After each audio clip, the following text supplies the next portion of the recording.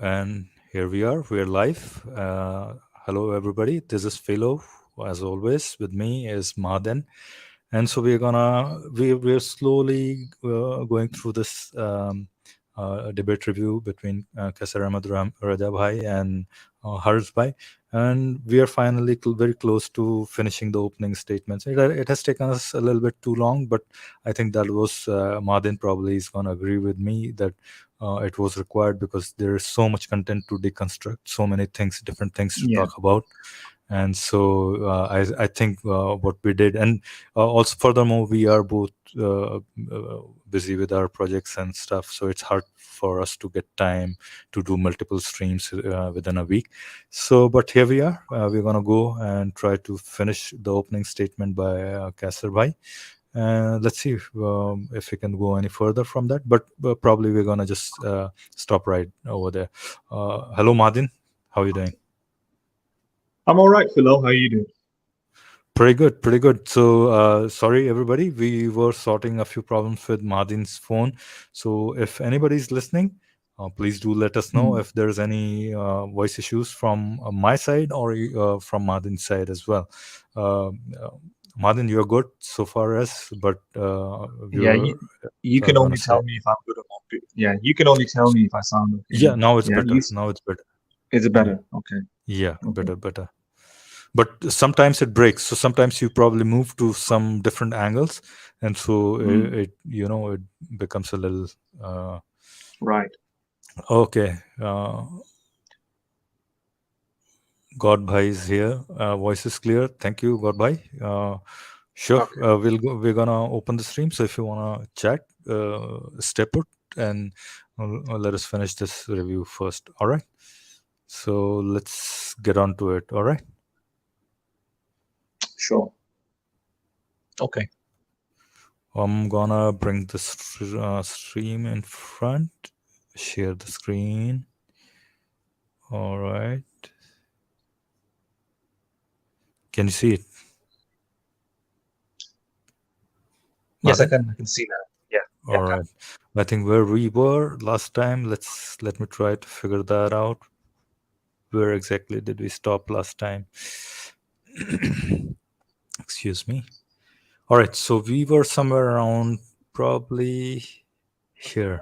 अबू ग़रीब में रेप किए गए औरतों के एक दिन में 5 मकाम पे अमेरिकन फौजियों ने जो वहां पे कत्लेआम किया 5 मकामात आज भी मौजूद आपको मिल जाएगी घरों में घुस के लोगों को गोलियां मारी क्योंकि उनके पीछे क्रिस्टोफर हिचन्स जैसे लोग मौजूद थे आई होप कि हारिस सुल्तान जैसे लोग नहीं थे हारिस सुल्तान आप आई होप दहशतगर्दी कहेंगे लेकिन अगर कहेंगे तो मैं पूछूंगा कि वो कौन सा ऐसा एथिस्टिक मॉरल अपना मॉरल स्टैंडर्ड है जिसकी बेस पे ये उसको गलत कहेंगे okay now as atheistic. All right, so I think we did talk about this, Madan. This is still Qaiser bhai is still talking about the Iraq war and then how the families were killed. The coalition forces entered the houses and then pretty brutally killed the families, the children, and all that. Basically, so he's portraying the emotional side of that war, basically. So, I mean, this might as well be true. Moral standard है जिसकी base पे ये उसको गलत कहेंगे. Okay. So the question he's asking here to Harris Sultan, again, the same old question as to on what moral basis is he going to call it wrong? This act that was committed by the coalition forces in the Iraq war, is he going to say that this was wrong, basically? Okay. So I think we did cover this in our last stream as well. I mean, it has to be. I think we should move on quickly from these points, right? Sure. Now, atheistic morality में आगे दो चीजें इनकी जो explanation है इन्होंने कहा था कि कैसे should I run it on normal speed or quick 1.5x is fine? No, I think this is okay. You're describing or maybe do 1.25. Huh? It's up to you, but I think because you are describing everything to the audience, it's fine. आप बताएंगे हाँ जी कैसा सब बताने लगे हैं morality इनके पास दो एक्सप्लेनेशंस हैं कि मोरालिटी एक irrational You can hear me, yes? Product है जिसे evolution Yeah, I can hear you. और ये कि morality is I can hear you. Founded in human flourishing. ये दोनों स्टेटमेंट्स एक दूसरे से मुतसादिम हैं. Human flourishing और evolution. अब मैं आपको बताता हूं इनका प्रॉब्लम क्या है. Events एक दूसरे से मुतसादिम. So this is the main point probably we should talk about, right? And then, sure. then let's see, right? So atheistic morality, what it is, right? And he's trying to describe it over here. I haven't listened to him, but just I'm looking at the slide and trying to, see what he's trying to say over here. As you can see, morality is a product of a rational process called evolution, right? I mean, this statement is blatantly, I mean, it's not blatantly wrong, but I think there are a couple Yeah. of problems with this statement, right? What do you mean by Yes. irrational process? What is the meaning of irrational process? Uh, is there no mind behind that? That's why you're saying, or it can't think for itself? Then that's probably true. And if you mean it's a random process, then there is a problem, because evolution, probably you can say evolution is not precisely a random process.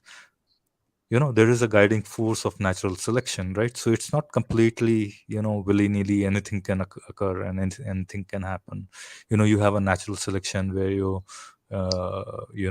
mutations are supported, those that help, uh, uh,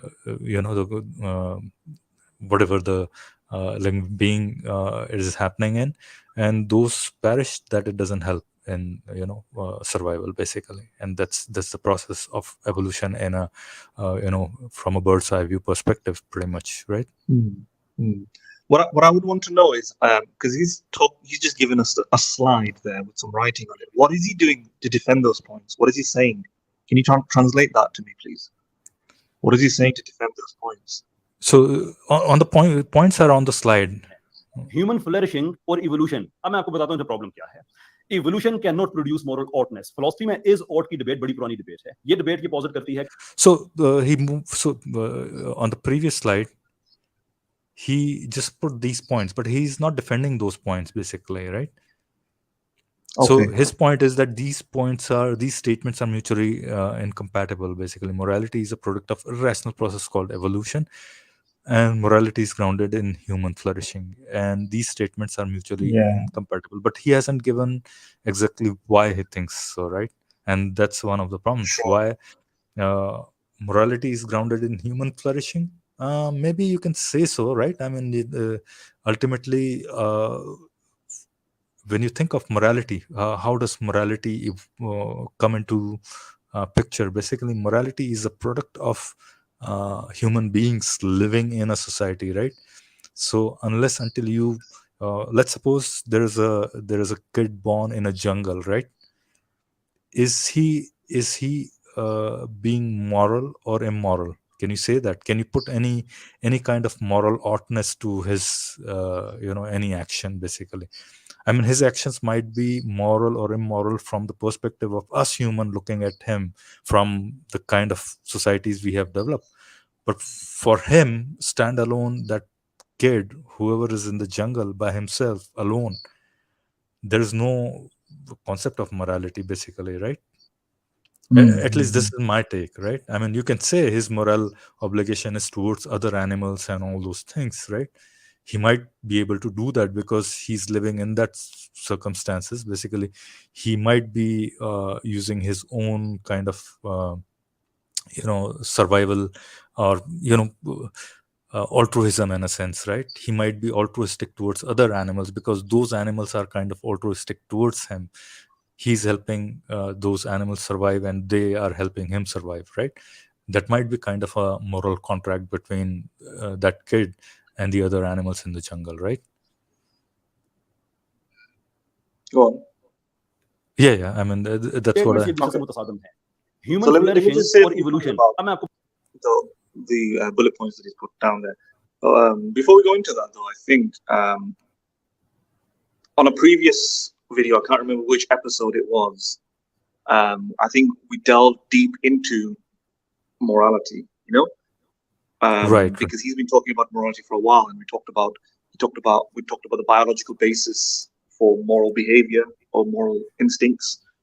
We talked about genetics and natural selection, of how morality might have arisen, and how moral behavior can be found in children, and cited and quoted lots of books, etc. If you remember. Right.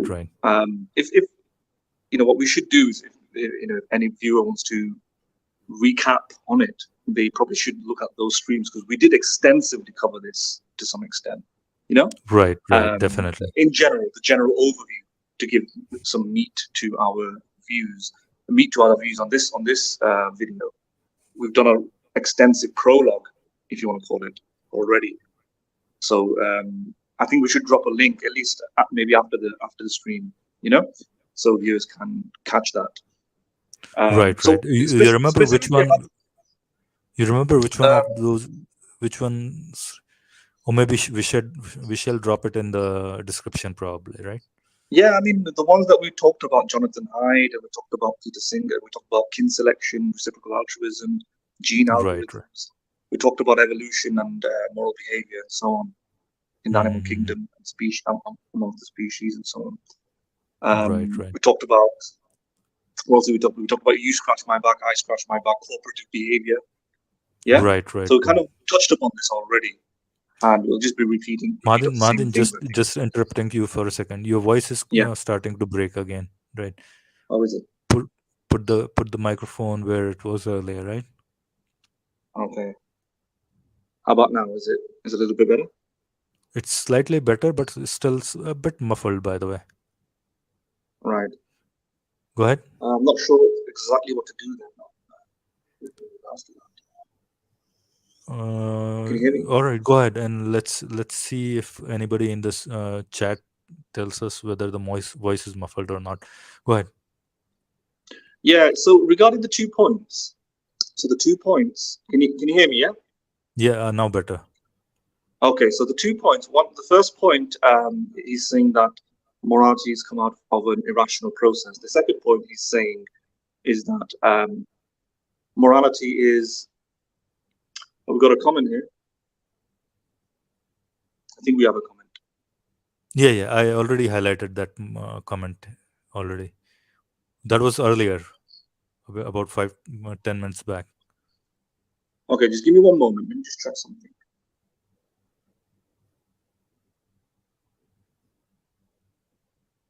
Okay, that's fine. I think I got a message personally. I thought it was on our screen. All right. Anyway, so the 2 points, he's saying it's mutually exclusive. The issue with that is that the first statement doesn't really hold, precisely because morality didn't come out of an irrational process. It didn't come out through a rational or irrational process. Those terms don't apply. Yeah? Yeah, exactly. So that's the first thing that I say, because this is rhetorical. What he's making is an argument that sounds good and makes it sound messy and chaotic, right? Right. But it has a rhetorical effect. It has an emotional effect. Right. But that's not true. It's not true that morality came out of an irrational process. Irrational. What do we think when we hear the word irrational? We might think of a hysterical, crazy, insane person, messy, chaotic individual, with no logical rhyme or reason. Well, that's not what evolution is. Evolution. Rationality and irrationality doesn't really come into the fundamental mechanisms of evolution, right? Those are words that we apply to thinking beings who can reason. So what he should reason, so it's wrong from the get-go. He should say evolution arises from a naturalistic process that did not involve planned thinking or conscious thinking. Right, but we know that planned thinking is not the only way to create order. Right, deliberate conscious thinking is not the only way to create order, and we know this because there's plenty of evidence of natural laws producing order and systems and so on. Right. Yeah? Right. I hope you can hear me, because I'm trying to get a little you are I can hear you, but it's not as crisp as it should be. It's slightly muffled, but please go ahead. And somebody, if listening in the audience, tell us how good is Mahadin's voice. Can you understand him properly? I can understand him, but it can be a little bit more clear. If anybody is listening and can give a thumbs up, or tell whether the voice is clear, Mahadin's voice is clear or not, please do so. All right, Mahadin, go ahead. Yeah. So what I would say is that there is no inconsistency between the types of moral behavior that we have and evolution, right? We know that, for example, gene algorithms show, first of all, and gene algorithms are basically computer applications of modeling evolutionary type behavior, natural selection, survival, inheritance, mutations. These are all thrown into like a computer program, and we can literally observe overnight complex structures being formed. For example, engineers may use gene algorithms to demonstrate to assist them in optimization, to optimize certain solutions or optimize certain problems and so on, or solve certain problems that the human mind on its own can't solve. In other words, randomness, when thrown into a computer, has the ability to create order and answers to certain issues and problems.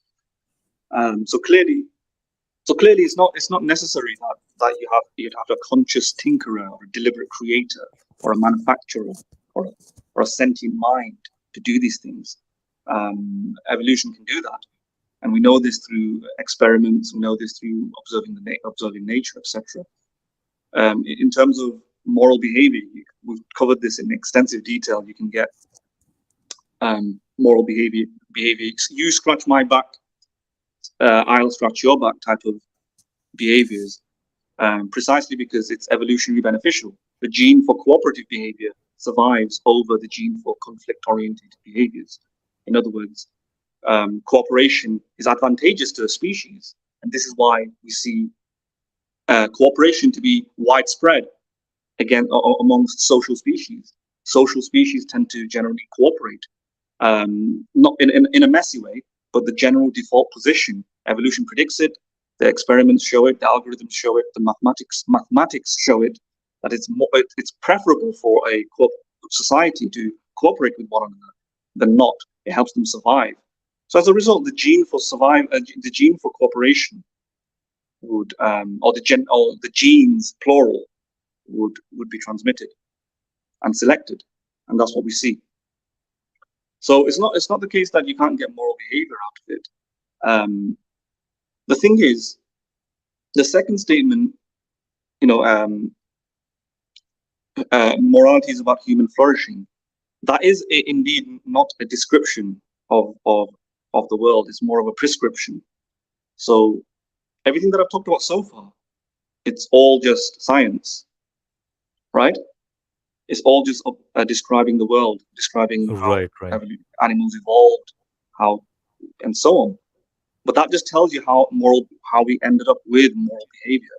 When somebody says that morality is about human flourishing, that is a very specific sort of goal-orientated prescription.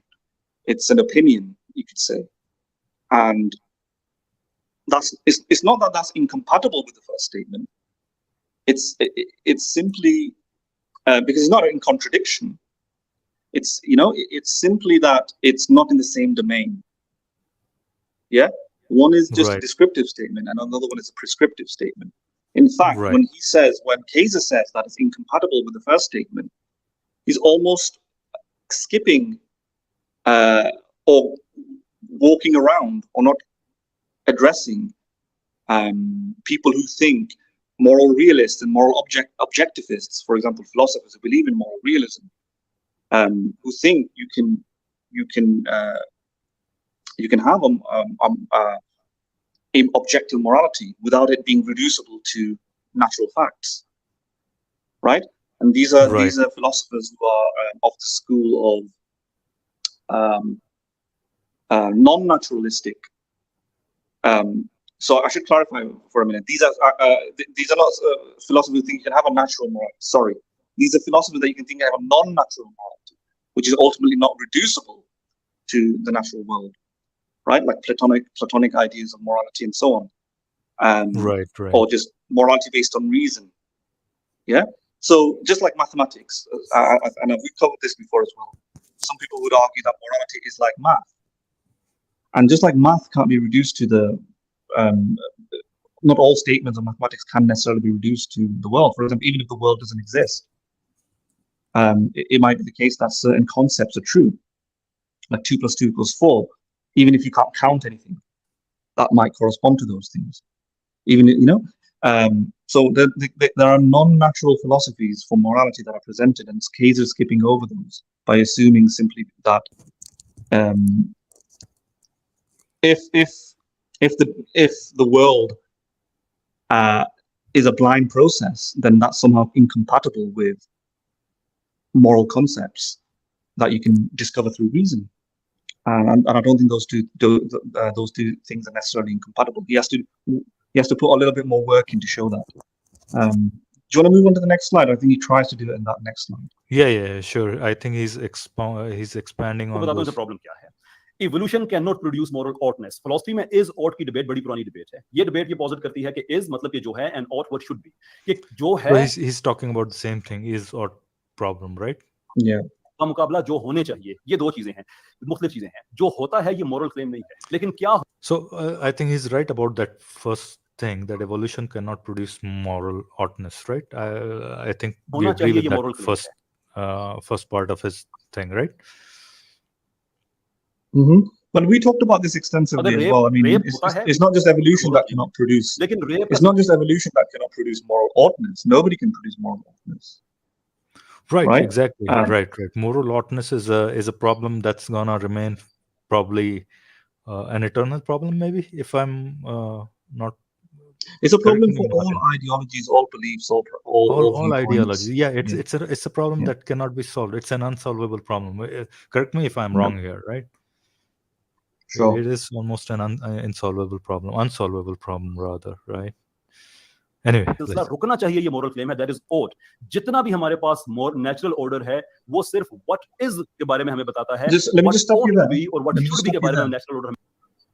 Yeah, there's nothing wrong with the idea that we evolved with certain basic animalistic instincts to cooperate, and this was a survival benefit on a mass population level, and this is why we have the genes that enable us to engage in reciprocal altruism and so on. Reciprocal altruism is basically you scratch my back, I scratch your back. It's like I said, it's evolutionarily beneficial to have members of the society, members of the population, to cooperate over being competitive most of the time. So this is completely possible. That's completely possible and compatible with then. Now, evolution didn't completely create our current sort of moral artifice or moral cultures and so on. Technically speaking, somebody called Francesco Aiola, I think his name is. I think I got his name correct. He's an evolutionary biologist. Right. He wrote a paper a couple of decades ago, and he made the argument that morality isn't actually a evolutionary byproduct. Sorry, it isn't an evolutionary adaptation. It's an evolutionary byproduct. Right. So the fundamental blueprint for morality, like feelings of compassion, mirror neurons, the brain regions, the physiology, oxytocin, even oxytocin produces attachment feelings with each other, and moral behavior that is seen in moral instincts seen in children, moral instincts seen in animals. All of those are evolved indeed. But the type of very specific moral reasoning that we engage in, the complex moral reasoning parliamentarians, ethicists, philosophers engage in, is not evolutionary cause. It's not like a direct one-to-one ratio between that and our genes.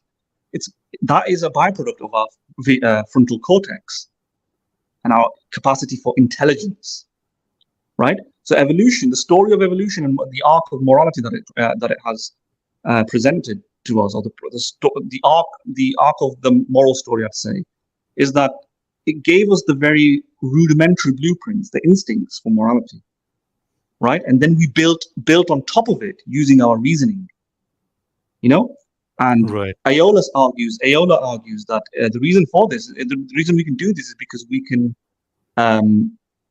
anticipate the future and engage in abstraction, right?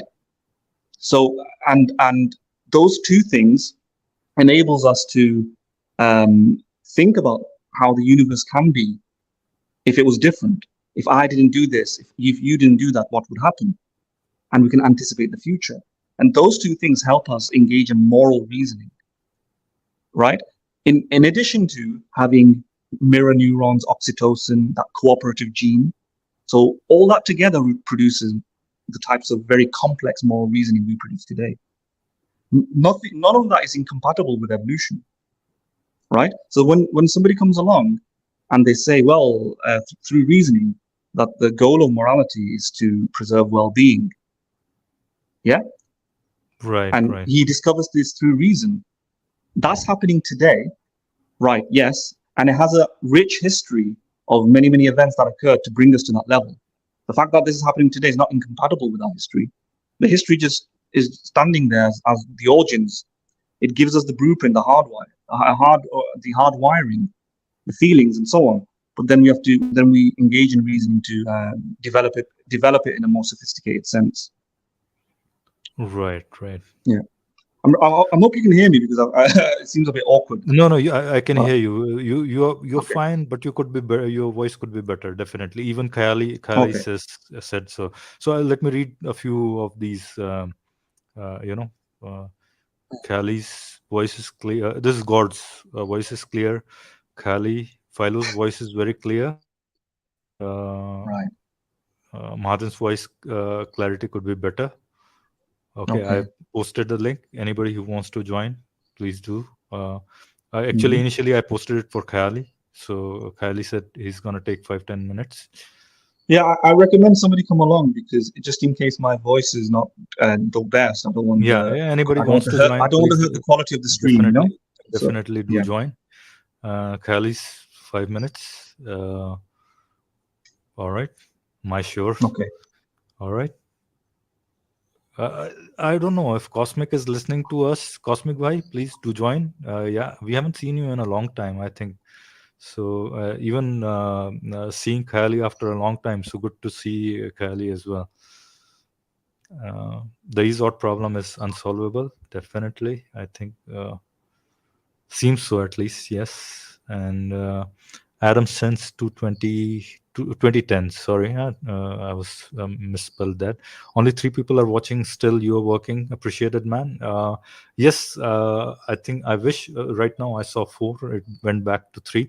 I wish there were more people listening, but hey, that's how it is. I hope that people are gonna come and listen to these streams, but maybe these are way too philosophy heavy or something like that. We might have to look into it as to, can we water it down, or some, we'll have to come up with ideas to increase our audience base, basically. So we'll keep trying, right? I mean, yeah. You will slowly but surely grow, or you'll grow surely but definitely, slowly but definitely. God's you deserve more views, subscribers. Your work is amazing and informative. Keep it up. Thanks, God. Yes. Let's hope that our viewership increases. If not, we'll keep trying. Let's see how it goes. We'll have, at least the intention is to bring very informative, highly philosophical ideas. And I'm sure, Madan is the beacon right now. Madan has this thing, but we're going to keep trying. Khayali, when he's on, he also adds a lot to the discussion. So yeah, I'm happy about it, in short. But we could garner some audience for sure. But let's move on, Madan, right? Yeah. I appreciate anybody and everybody who's watching, even if it's just 3 or 4 people. Yeah, I even can if the numbers are understand. low. Yeah. Yeah, I can understand that a lot of people might not be too interested in academic discussion, but for those who are, I know there is a massive following in India for it. I know it's there somewhere. Right. Also through Europe and UK, but it's hard to find. I know some individuals, like in the UK, like Cosmic Skeptic or Alex O'Connor, he's tapped into a market, And it'd be Right. interesting if we could find people who are interested in cosmic skeptic and stuff. I'm sure India has people like that who are. We technically speaking, I personally don't want to just target academic-minded people who are interested in deep philosophy stuff. But maybe that is just our niche, right? Maybe in the end of the day, we can't help but get into the nitty-gritties. In which case, if anybody who's listening, anybody who knows that there's an audience, there's people who are out there who are into philosophy, into moral philosophy, into religious philosophy, who like cosmic skeptic, who like reading people like Stephen Law, or knowing about the problem of evil, or rationality rules or something. So, some of these guys are pretty good. Even rationality rules is pretty good. Yeah.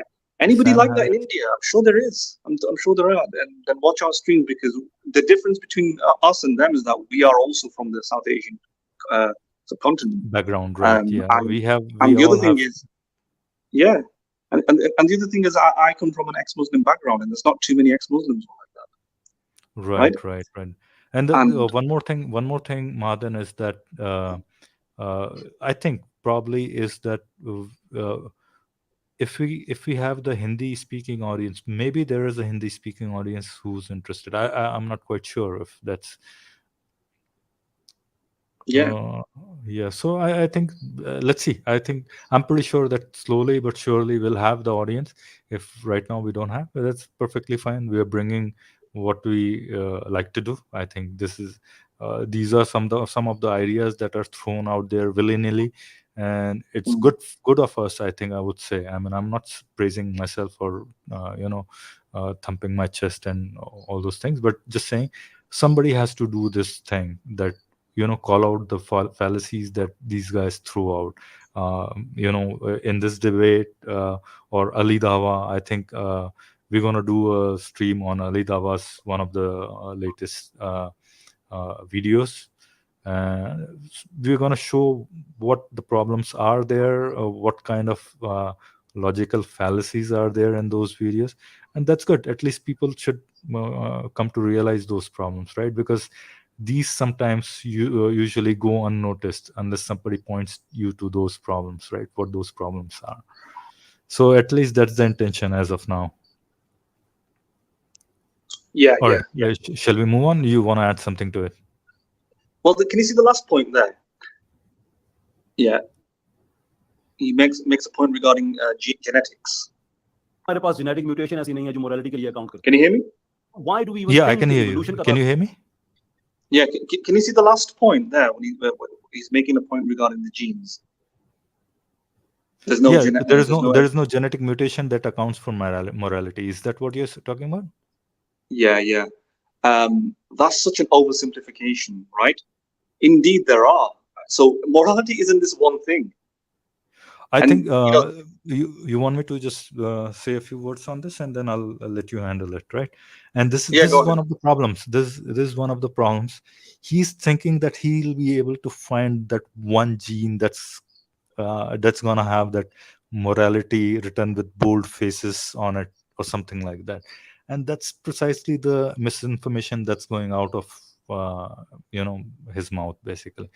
I mean, you know that there are genes in which you have compassion, empathy, and all those. Yeah. These are you can say these are fundamental building blocks of morality that you possess, and this is pretty much genetically encoded, if you know what I'm saying, right? I mean, you have empathy. You see and there have been studies done on children. They'll show empathy to each other. If somebody is not getting a chocolate or something, the other kid is going to go and share that chocolate to him or something. But you'll see that kind of altruism within the animal kingdom as well, pretty much cooperation, empathy, and altruism within that. So I think this statement that there's no genetic mutation is a, what do you call, a false kind of a it is blatantly false in that sense, because there is no particular gene that I mean, a lot of the time, you don't need to discover the specific genetics to know something is ultimately reducible to your genetics, right? Right. We don't know the specific genetics for intelligence, for example, but we know there's a genetic biological component. Yeah. Right. Yeah. We don't know the specific genetics for your skin color, maybe. Right. So we know some genes. We don't know everything. We don't know the exact specific genetics for many things. You don't need to know exactly. that. Yeah, there's nature-nurture scientific experiments like twin studies that show that some things are not socially constructed, but rather biological, right? There's evolutionary psychology, for example. A lot of people are a naysayer of evolutionary psychology, but it makes testable predictions and so on. And those that do, the certain hypotheses are best explained if it has an evolutionary basis. For example, there are many cross-cultural studies that are conducted showing that people who have been removed from Western society or media or environmental conditioning, they have similar behavioral tendencies as the rest of the human population, even though they've been geographically isolated. So that tells you that there is most likely a biological component. And as you mentioned, like hormones, oxytocin, brain structures, like the emotional side of your brain, amygdala, mirror neurons, which enables you to actually put yourself through reflection in the shoes of another person. So if another person is being stabbed, you'll feel their pain. You know, that is what the pretty much the rudimentary blueprint for empathy, right?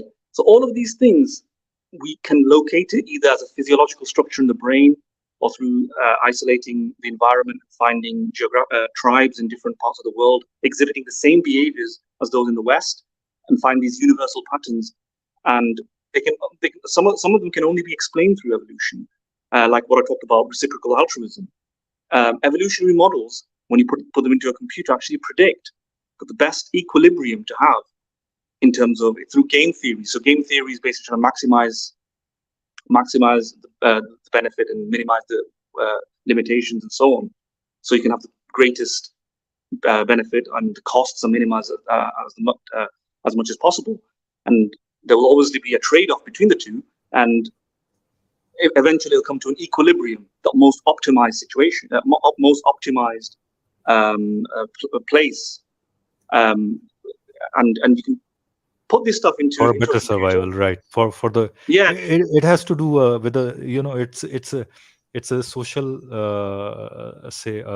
construct in a certain sense, and it's not a concept, but it is helping out survive everybody pretty much. So that's why these are helping each other, and these genes may have you might say that the evolution of it might have been through social development, but slowly but surely they would have imprinted these features might have imprinted themselves in the genetic structure pretty much. I'm not quite sure if there is a study on that or what genes is there. I don't think there is a study that tells you exactly this genes is responsible for empathy and this gene is Sometimes there is. I think there are certain genes that have been identified. Just like there's been about between 400 and 700 genes that have been identified for depression that associates with depression. You can do that. You can do cross-cultural, cross-country genetic sort of comparisons and so on, and find similarities in our DNA, etc. Whilst controlling for every other factor, controlling for other things, that there are certain genes that are consistently found associated with certain traits, certain behavioral expressions, be that depression, be that some sort of some other mental illness, or like the release of a particular hormone or something. You know, it's hard to do, but you can isolate it. For example, you might look at it through cross species as well, and you might find certain genes associated with a particular hormone being released. In other words, if there's a hormone deficiency, you might then see that particular individual animal's genetics has a particular gene maybe missing or particular mutation, Yeah, and then you can link it to that. Go, wait, look, all the other animals who doesn't have this deficiency in this particular hormone production has this sort of gene makeup, and this animal has something different in its genetic makeup. That difference might be attributed to, that difference might be help you discover the difference in the gene. Yeah, it could be Right, it could be something in the nucleotide arrangement, some sort of mutation, and you have to notice it. And that's kind of how it's much more complex than this. I'm not a geneticist, but something like that they do. Madan, let me stop you for a second. Kali is here. Before welcome, but I'll just read a few comments. I think Adam since 2010 liked and shared to all my groups. Thanks, Adam. Thank you very much. Appreciate it. Kali's Dark Matter, that's a channel, Kali. I'll let you speak about it. Let me take one more comment. That's again from Adam since 2010. Fellow Sapiens, you should also focus on Hindi audience. You'll get more views. I think I'll have to persuade rather. That's the better word. Persuade Madin to learn Hindi a little bit. Maybe even if it's a little bit broken Hindi, I think we'll have a good audience basically with the kind of philosophical concepts or content we are gonna. I don't think bring. That's never I think gonna that's happen. a tall order at my age. I don't think I'm just like, you're making it out like it's the easiest thing in the world. Like, go to the shop and buy a new mic. It's not. Yeah, people spend a lifetime learning a language, right? And then not only that, you want me to learn a language and communicate complex philosophical ideas. Yeah. See, as long as you are able to understand, I think it's pretty good. Maybe we can have a decent conversation with the audience basically. Okay. Anyways, Khali bhai is here. Khali bhai, it's been a long time, so good to see you here. How are you? Thank you for taking me on, Philo and Mahadan. It's always nice to join you guys. You should never cut off Mahadan for me. I'm just here to give my 2 cents wherever I think I can. So and we were talking about language. I think particularly people who are more driven towards reading and learning about logical stuff and science and philosophy. I think I don't know. That's just my, I would say, a hunch. I would say it's more difficult for them to go towards learning a language because learning a language is quite a boring task. It involves a lot of memorization, which and there's a lot of there's lack of there's logical coherence in language. You don't just make sense of things in a language. You have to learn a lot of things. Absolutely, yeah. I find it very difficult to learn a language. No, I thought it's still possible. The reason being, Mahadan has a Bengali background, right? And so if he has read, if he has read, he understands, I think so. That can help actually. Yeah, so it's not he's gonna be like completely blank. He has some basic understanding of the the Hindi language in a sense, basically because the mother language or mother whatever you call is the same for Bengali and Hindi, right? So right. in that sense possible, but yeah, I won't persuade him too much, but let's see. How many views do you have right now? 4. Cuatro. Uno, dos, tres, cuatro. Right. Okay. So that's not a lot. Yeah. I think the views, I'm not sure the kind of audience that you guys have. Philo and Mahadan might have the visibility of that. But, I think it also depends on the timing. I don't know if that matches with the audience, with your audience.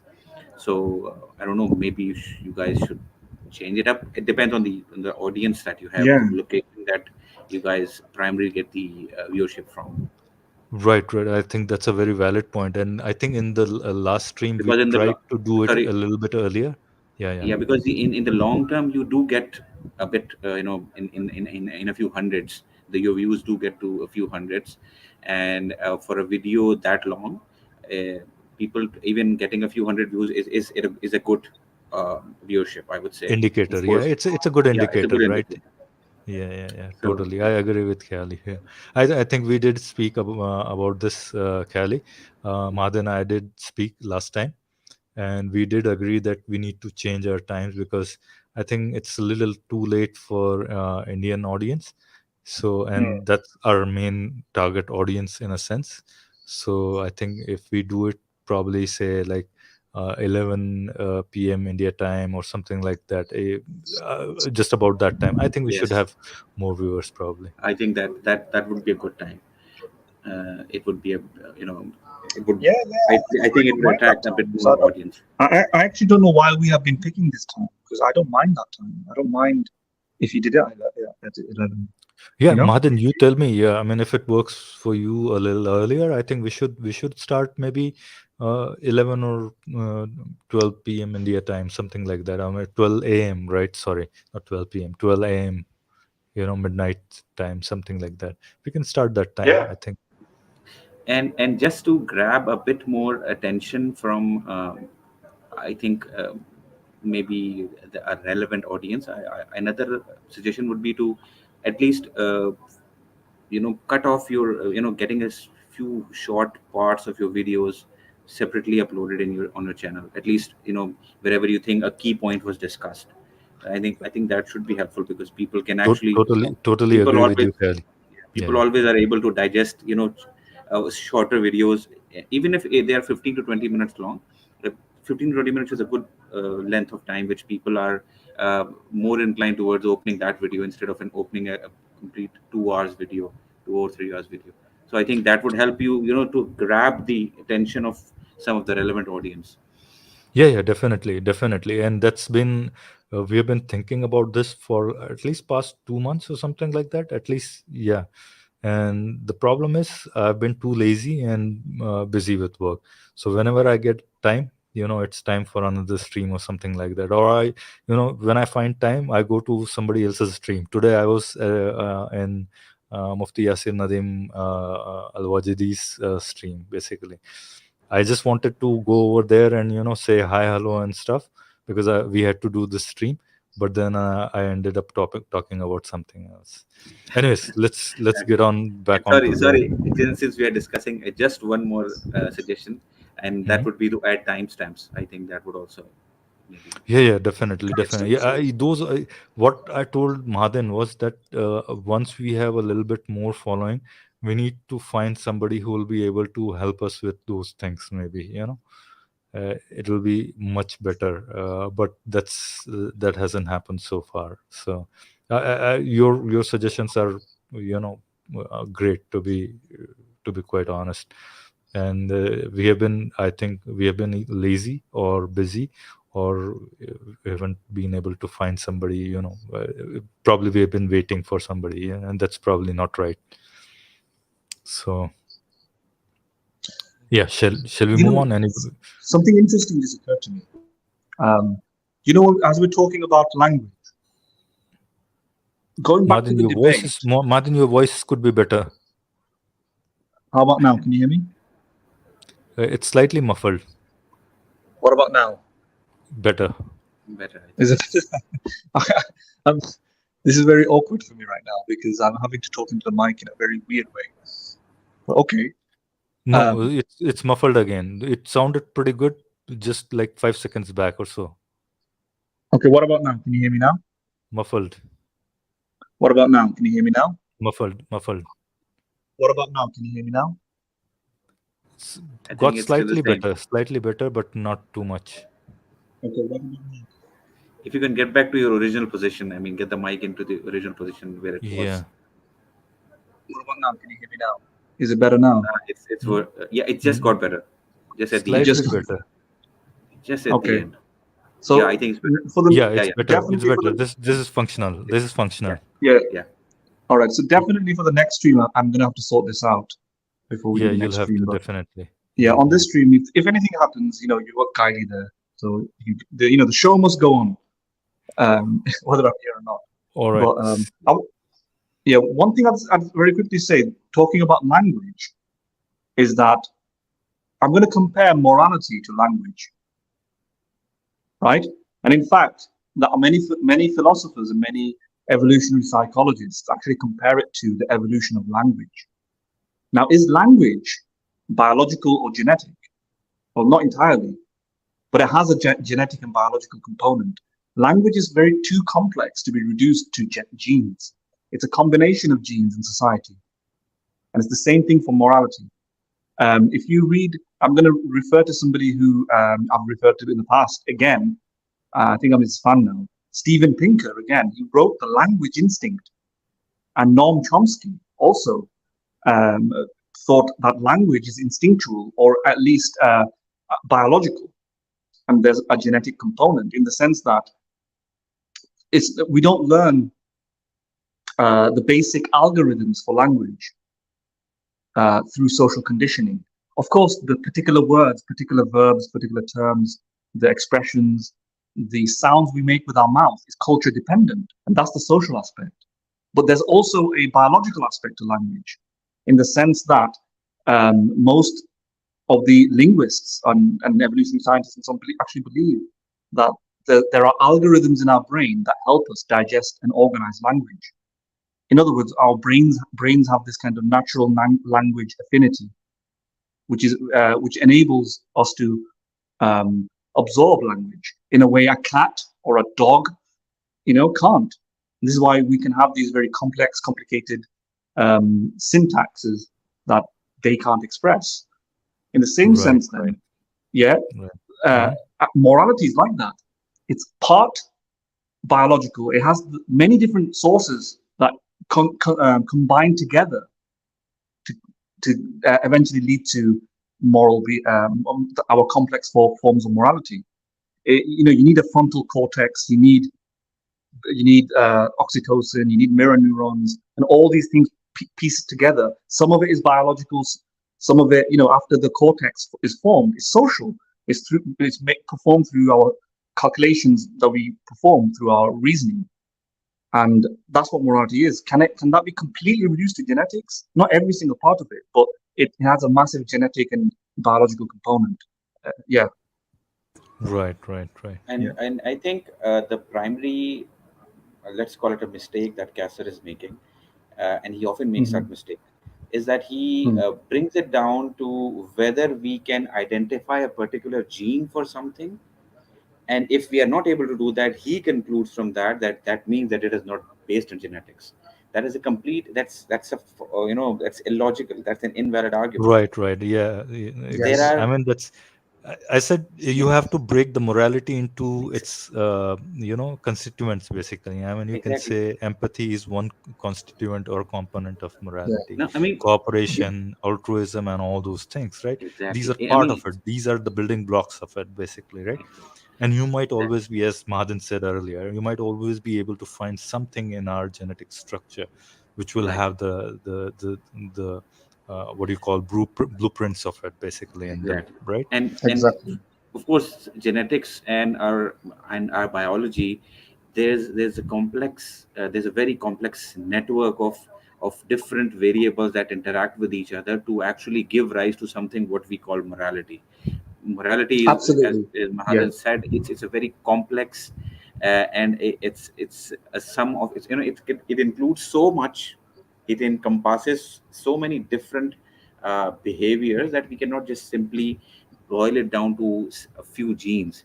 Even I was part of a stream with Park Punjabi, in which he was showing a study in which he was showing that even the color of our eyes, that the scientists are not able to pin down a few genetics to. There are so many factors that that result in the specific eye color, that you cannot just simply just say, okay, these are the few genes that result in it, or you can predict it based on these few genes.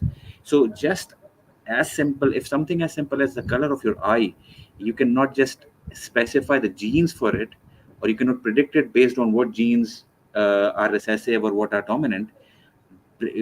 Simplifying something as complex as morality into few genes. It's a gross, ignorance in a sense. Yeah. Gross ignorance. It shows your lack of understanding. There are many other ways to show whether something is based in genetics or environment. Now, he, of Exactly, course, yeah. he doesn't believe he believes that it's neither based in genetics or environment. He believes it's something in the soul, because when he says that it's not in genetics and it's not even acquired, and because from environment, he cannot say that morality we acquire from the environment, because if he believes that, then that would mean that socially whatever is acceptable we can learn from that. His argument would be that our morality lies within our soul. I think we have found a lot of moral behaviors. We have found a lot of basis for that in our biology. I think based on Right. a lot of scientific studies. Right. Yes. And if they talk about, I think we should move on, but I'm probably gonna say this one thing. If they talk about fitra, and then fitra has a certain part of morality, right? Then there is no distinction between this fitra and a kind of a moral evolutionary basis of our morality, right? You just can't distinguish these two. I mean, one can go ahead and say, okay, this is the fitra, God wanted us to have the morality inbuilt within us. You just can't distinguish between these two, pretty much, Exactly. in a sense, And, right? and if you're giving the fitra argument, then you are actually admitting that it's subjective morality. I mean, in a way, when you say it's based on fitra, now, and you say that, and we also argue that it lies within us. It's within us, how we behave. It lies within us. Now it can be based in genetics, biology, or environment, but Right. if he says that it's fitra, it means that he is actually saying that it is subjective, because different people might have different fitra. But his argument would be, whenever somebody's fitra or somebody's behaving in a very anomalous manner, or let's say a psychopath, so a psychopath's fitra doesn't makes him feel guilty even for a murder. In fact, he's inclined towards doing it. Right. He would say that his fitra is messed up. So Yeah, I there's no mean, argument. in There's that no case, he'll argument. say, in that Then case, there's he'll no say, argument. in that case, he'll say, no, these are not counted in fitra. Fitra is only Exactly. empathy. It's begging the question, basically, I think. Exactly. It's just an Right. assertion. Yeah. It's an unproven assertion. It's not falsifiable, actually. Right. Well, the thing about the fitra, the thing about the fitra is that that would just be an is and not an ought. That is the way Exactly. the human nature Right. is. Right. Yeah, but and then when then you have to make the leap that the fitra ought to be in this manner. Well, that's an ought. That's a prescriptive statement. So he has the same problem. The theist has the same problem when they're talking about. When he says fitra, what he literally means is human nature. But just like Kylie said, we are talking about human nature as well. We're just talking about evolutionary human nature or biological human nature, right? But he's doing the same thing. So we have an origin story that's evolution produced human nature, and he has an origin story that God, maybe through evolution or maybe not through evolution, produced the origin story. It's the same thing. But then when he says the real human nature is supposed to be like this, and everything else is an aberration or a distortion of that human nature, he's then prescribing that particular human nature to be this is how humans ought to be. But that's also it's called the naturalistic fallacy. He is condemning us in some sense to say, well, he's not condemning us, but foreshadowing it for people who, and I would join him in that sort of condemnation. I think if somebody infers an ought from an is, just because humans are, let's say, humans are empathic, it doesn't mean we ought to be empathic. That's the is ought problem. In a similar sense, just because humans are born with fitna or empathy through God, that doesn't mean you ought to be empathic. So it's exactly the same mirror image, right? Right. That's the oughtness. Exactly. I mean, he has demonstrated. I mean, he's saying the same thing about oughtness. I mean, oughtness can't we have from the is, but then I don't know how is he gonna breach that problem, right? I fail to see that. He's accusing us of that, but then where does he get that from God? I fail to understand. But let's see. The other thing, another quick thing I'd say, I want to give some credit to Kylie there, because he's given me a good idea that I'm going to borrow from him now. The example that he gave regarding the eye color is a perfect example because if we can't figure out the genetic determinants of eye color, which we know is definitely not socially conditioned, right? We didn't make it up. It's definitely something to do with biology. But if we can't identify the specific genes to determine something like eye color, especially when we know there's going to be like Kylie said, a gene environment interaction. There's going to be an interaction between the gene and the environment. Nothing is completely 100% genetically determined. Genetics play a massive role, but yeah, if we can't do that for something like eye color, we can't do something that is completely more complex, like morality or language or society. Is society biologically reducible to genetics? No, I mean, that's what morality is like. So I'm going to probably borrow that in if anybody makes that sort of argument again in the future. Yes, absolutely. All right, shall we then proceed forward? उसके total opposite जाती है, क्योंकि survival of the fittest का idea जो है ये एक selfish idea है, ये मॉरल आइडिया नहीं है. It can not be a moral idea. वो जो फिटेस्ट है वो बच जाएगा, बाकी सारे जाएं at the cost of them. I mean no problem, क्या इशू है इसमें? That is what evolution is. और आखिरी बात कि अगर हमारा ब्रेन एक इरैशनल प्रोसेस का रिजल्ट है, तो हमें कैसे पता कि जिन चीजों को हम मॉरल जजमेंट्स कह रहे हैं वो मॉरल जजमेंट्स हैं भी या नहीं है? एक इरैशनल प्रोसेस से इवॉल्व हुए दिमाग की उस पे आपको इतना ट्रस्ट ही क्यों है कि वो आपको बता रहा है कि ये चीज मॉरल है और ये चीज मॉरल नहीं है? Therefore evolution is just a laughable hypothesis अगर आप उसको यूज करें. Did you get that, Mahadan? He strangely used the word immoral process. It's not immoral, it's amoral. I think he never uses the word like amoral or irrational. He keeps using, it's just he uses this false dichotomy, rational or irrational. It's also something, I mean, some things of some process can be irrational, meaning that rationality does not apply to them. Things can be amoral, meaning it doesn't matter. It's not about morality. So he used the word immoral process. It doesn't make sense. I think that calling it irrational process is, as you mentioned, it's a problematic thing, because you're not talking about, you can say it's a random process, maybe. Yeah, you can say that it's a, I think that's what he means to write over here. Right. He wants to write a random process. Irrational is, you need an agency for a rational process, right? I won't say it's even random. I would say it's just mindless. But mindless shouldn't be thought of as chaotic, right? Yeah, I because mean, when you say random, the only point of evolution that's random is mutations, right? This is the kind of skullduggery that he's dealing with right now. Yeah, that's pure trickery, I think. I would say. Yeah, even mutations are not purely random. Mutations are not. It's not real randomness, not true randomness, right? Of course, there's a level of physics or chemistry involved in mutations, basically.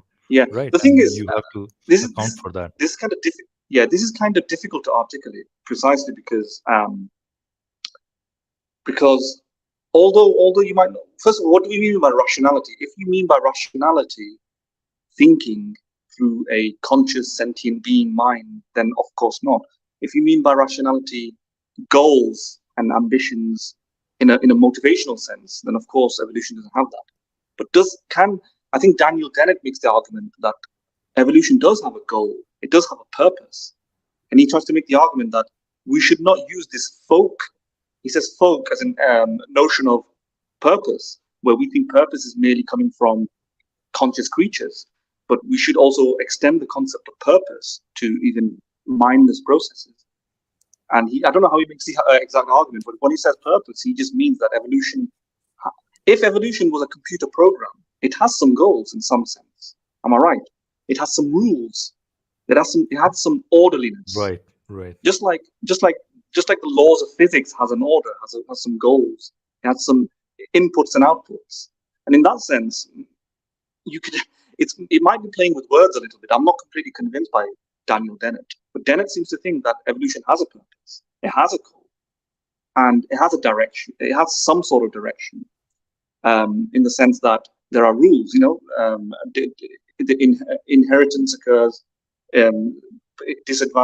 genes that are disadvantageous to the environment will end up killing off certain members of the population. Advantageous genes, they will spread. That's not like chaos, is it? It has some rules, some structure, some system. And the best thing to describe it as then in that situation is that it doesn't involve conscious planning or sentience or mind or mentality, but it can still work as a system, a blind system, like Richard Dawkins would say, the blind watchmaker. And in that sense, it has, quote unquote, maybe metaphorically, a rationality to it. You see? So it depends how you play around with these words. In that sense, I would say actually no, it has a rationality. Yeah. Right, right. Yeah, I mean, Are you there? but then you Yeah. have to go through a whole lot of mental, what do you call? I don't want to use that word, but mental gymnastics, I would say, right? To call it. I mean, yeah, I mean, it's perfectly fine to call it, It depends what you mean by call it rationality, right? Would you say a computer is rational in rational? that sense, right? Right. Yeah. Would you say a computer is rational? I mean, when it comes to a computer, I think what their response might be is that computer was actually Programmed. manufactured with a specific goal in mind. And I think Exactly. Yeah. the classical computers, the classical computer structures, I think those can be then come under, then they can respond for that they had a specific purpose. But let's say we consider the modern machine learning and the AI. Now, those in some cases we don't give any purpose. They just draw meaning or draw certain conclusions, give us certain results without uh, us explaining to them specifically what is to be done. So generally, I mean, we can probably relate it to that, but for specifically for computers, I think they might respond that they were built with a specific purpose in mind by humans, by some conscious agents. What do you think, Martin? Yeah, yeah. I mean, if you're talking about deep neural networks and all those things, Yeah. then you can say that they don't always have a goal in mind. They are taking meaning out of whatever random chunk of data that you feed them, pretty much, right? Or you train them on, basically, right? So in that sense, yes. But for earlier ones, maybe they were developed for But do a you goal think? in mind, basically, right? Yeah. I mean, if you give a certain input, you'll always expect a certain set of outputs, pretty much, basically, right? Yeah, but So in that a lot sense, yeah. Go a ahead. lot of people do think like the universe is like a computer program in the sense that it has rules, some inputs and outputs. You see what I'm saying? So what's distinguishing it from being being applied the label of rationality to it? Like when we say rationality, of course we mean a person with reasons. We mean inferences that you might draw from rules. So if A follows B and B follows A and C follows B, we draw this sort of inferential reasoning or deductive arguments or inductive arguments, right? We might call that reasoning, in which case the universe doesn't do that. But So the question to be asked here, Mahadan, is, does this rationality include the free will to change it or not, is the question. Does it or does it not? Because when you talk about rationality, a rational agent might say that I have the free will to act upon the rational thoughts that I'm having, right? And that's why I call myself rational, because I have that freedom to choose. Would that be included in the rationality or not, is the question that I'm asking. And in that sense, then, is the universe a rational agent, in a sense, or it has a rationality? I think the problem here is the term rationality, because we don't know what it means. I don't know what Qaiser means by saying it, right? Right. I don't know. I think rational. I think he means a conscious agent. I think he means behind. If it's a conscious agent, if it's a conscious agent, then of course evolution is not a conscious agent. Then he's right. But that's not the only definition of rationality, right? You can have rational planning by non-conscious agents. Would you say, for example, a insect has a rationality to it? Does it rationally plan things out to some extent? And it might do, right? It learns from its environment. It feeds information. It stores a memory. It then behaves appropriately and reacts and responds. If you take the conscious element out of it, then you can say that's kind of like input-output rational behavior, in the sense that the insect is operating in a way to maximize its survival. It just doesn't have sentience. That's the only thing that's missing there, right? I think it's hard to talk about, but yeah. Yeah, I think in nature, I think if I explain it, if I try to explain it, I think I'll use the example of, for example, in nature, we find that nature tends to go towards equilibrium, right? So it reduces. So when it comes to molecules, the structure of the molecules try to be in a, to be in the shape or in the structure in which they have the least amount of free energy.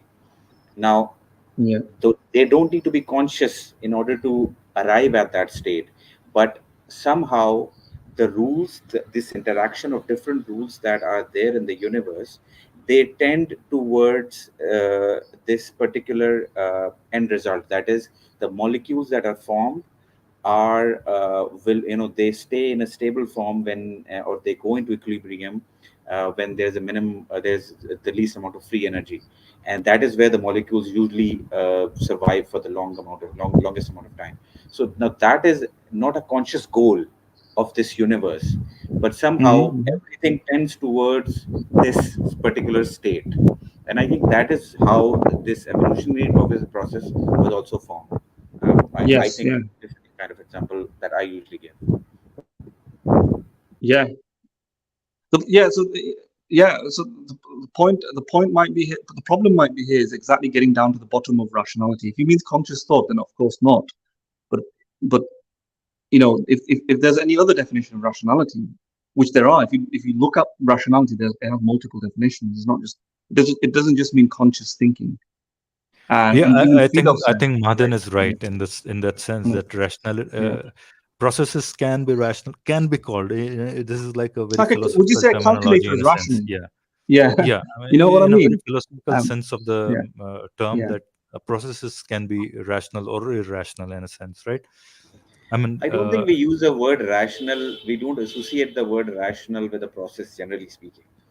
I think this is a formulation that Qaiser or maybe other theists use it, but I don't know. I don't call a process rational or irrational. A person is usually rational. I don't know. I usually use it in those terms only. I never call a process rational. I call it efficient process. I call it the right process, wrong process. I don't either. I don't usually call a process rational either. It's just maybe I've got an intuition here, thinking that non-human animals, right? Maybe this is the reason. Non-human animals who have less consciousness, they tend to have an agency, and some of them don't even look like they have agency.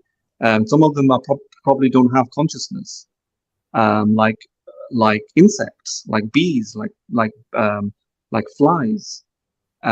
Yet they are evolved to be to some extent intelligent, in the sense that they absorb information and store it in very, very simplistic intelligence maybe, but they learn how to navigate their environment.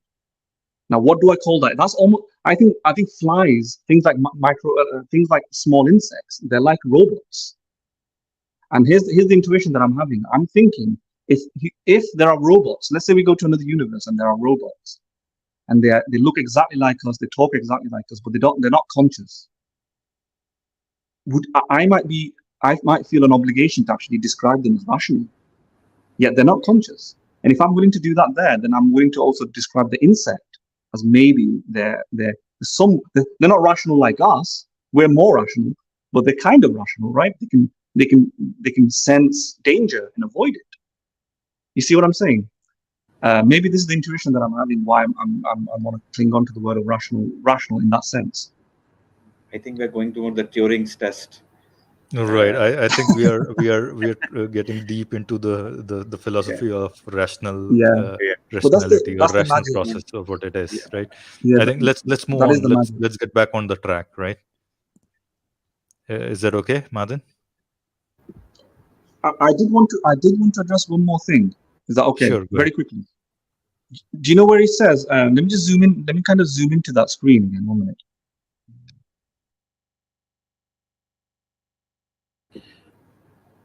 Okay, while I don't know, Mahathir went away for some reason. While he's away, I just like to point out, I think Qaiser also said, and he's also mentioned that on his slide, that survival of fittest is selfish idea and not a moral idea. Now, I'm not sure if he's implying that cooperation cannot be a result of evolution.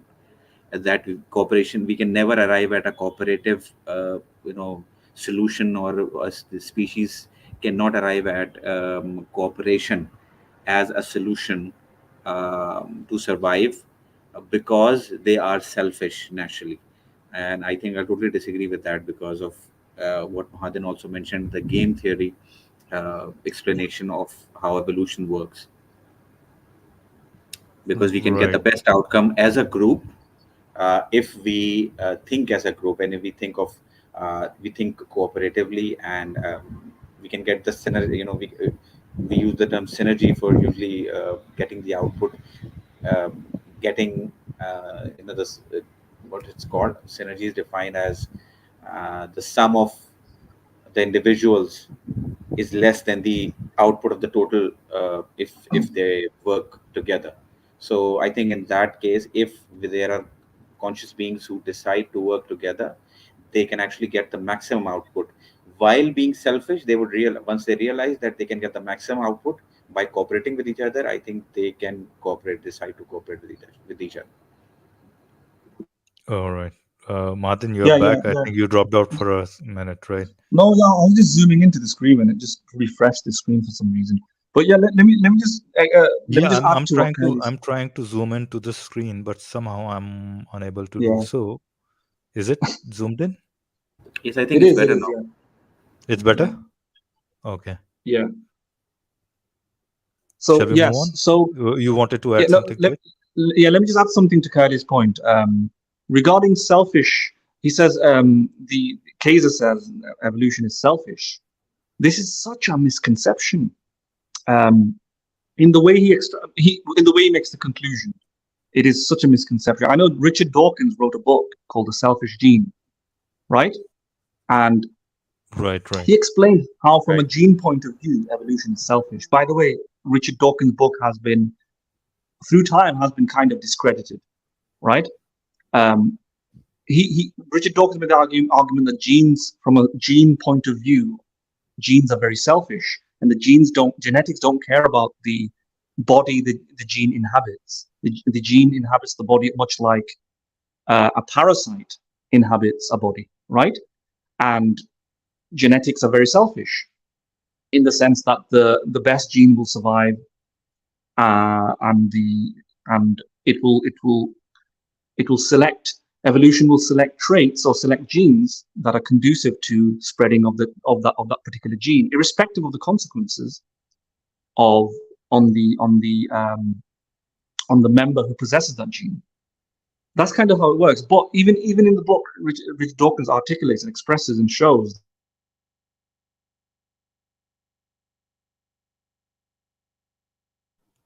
Martin, I can't hear you. You're I can't hear inaudible. him. I can't hear Hello, him. can you hear me now? Yes, we can Yes, hear you. now we can hear you. Yeah. So what was the last part? What's the last thing that I said that you heard? He shows Richard Dawkins shows something, and then that's where we. All right. So yeah, Richard Dawkins himself shows that the selfish genes actually select altruistic behaviors because it selfishly maximizes its survival, right? And Right. yeah, so it sounds contradictory, but selfishness, from the point of view of the gene, gears it towards becoming or selecting for evolution. There's natural pressures in the society selecting for genes that are conducive towards altruistic behavior, because altruistic behavior is conducive towards survival for the group, and so on, for the individual and the group. So in a strange sense, evolution, the selfishness of evolution creates the non-selfishness moral societies. And that's the essence of what I want to say.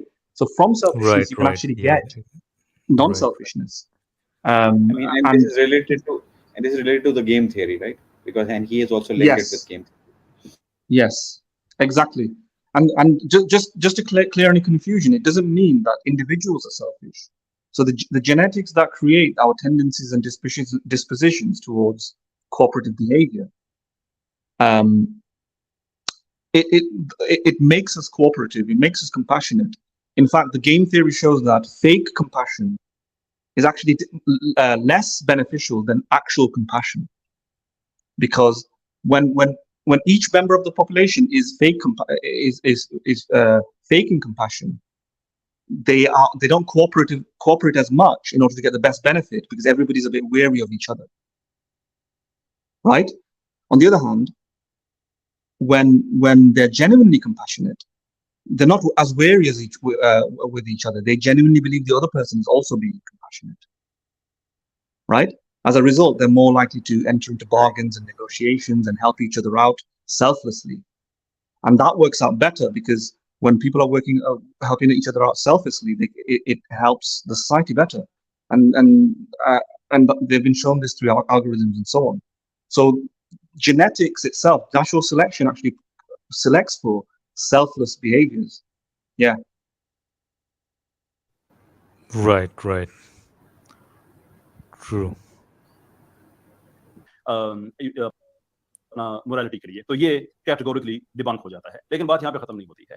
मैंने एक thesis आपके सामने मैंने रखा है, एक किताब है इवोल्यूशनिस्ट की, जो मोरालिटी को जस्टिफाई करते हैं इवोल्यूशन से। नाम है इसका the moral animal, why we are the way we are, the new science of evolutionary psychology, जिसमें ये थीसिस का एक हिस्सा है कि when we feel guilt because we have harmed someone outside the family circle, it is because we have potentially damaged our own survival enhancing status.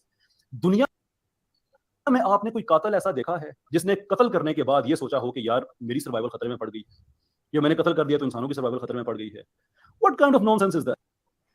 All right, what kind of nonsense what kind of nonsense is this, basically? Yes. And what kind of nonsense? This is coming from the guy who said that moral reinforcements from God, moral rewards, moral deterrents, moral punishments, it reinforces our behavior, so that when we feel these things, we behave properly, so that we can get to heaven or hell. So this the same guy saying this argument. It's just funny. We're gone. And he didn't think over this statement, I think, for a minute. I think this makes a lot of sense. He should have thought about it a bit, but I think he just had to set it aside, immediately sweep it. Yeah, Mahadan. Kyle, just explain the last statement to Mahadan, right?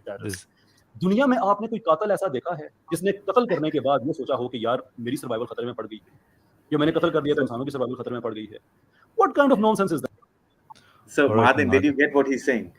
He said that, have you ever seen, in order to debunk this statement, he's giving an example. He's saying, have you ever seen a murderer who, after committing a murder, he was concerned about his own survival, now that his own survival now is in danger?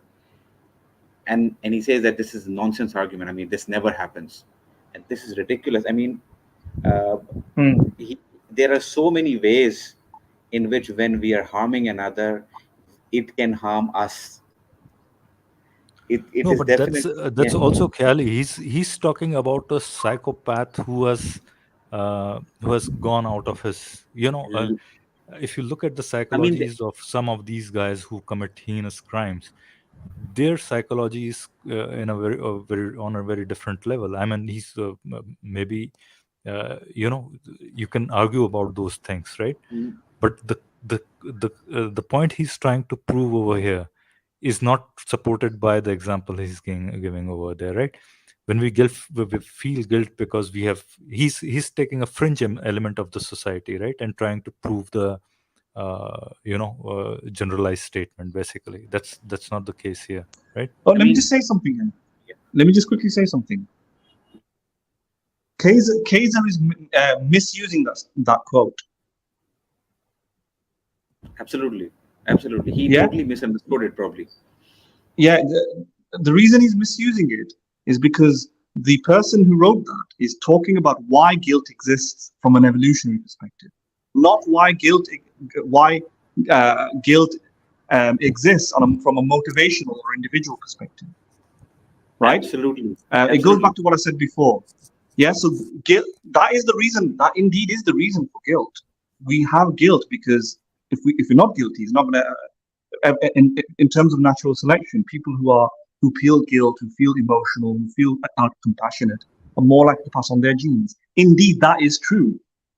But that doesn't mean the individual who possesses those genes thinks that way. He's not thinking, oh, my genetics, I need to pass my genetics on. This is why I need to feel guilty, because if I harm this person, then I'm not going to survive in society because my genetics is not going to get passed on. I'm not going to get a girlfriend. I'm not going to get laid. And therefore, he's not thinking that. He just feels guilt. Like, for example, when we see babies are crying, right? Or somebody gets hurt, sometimes you genuinely feel for them, right? You're not thinking, I feel for them because I might get hurt or I might get harmed.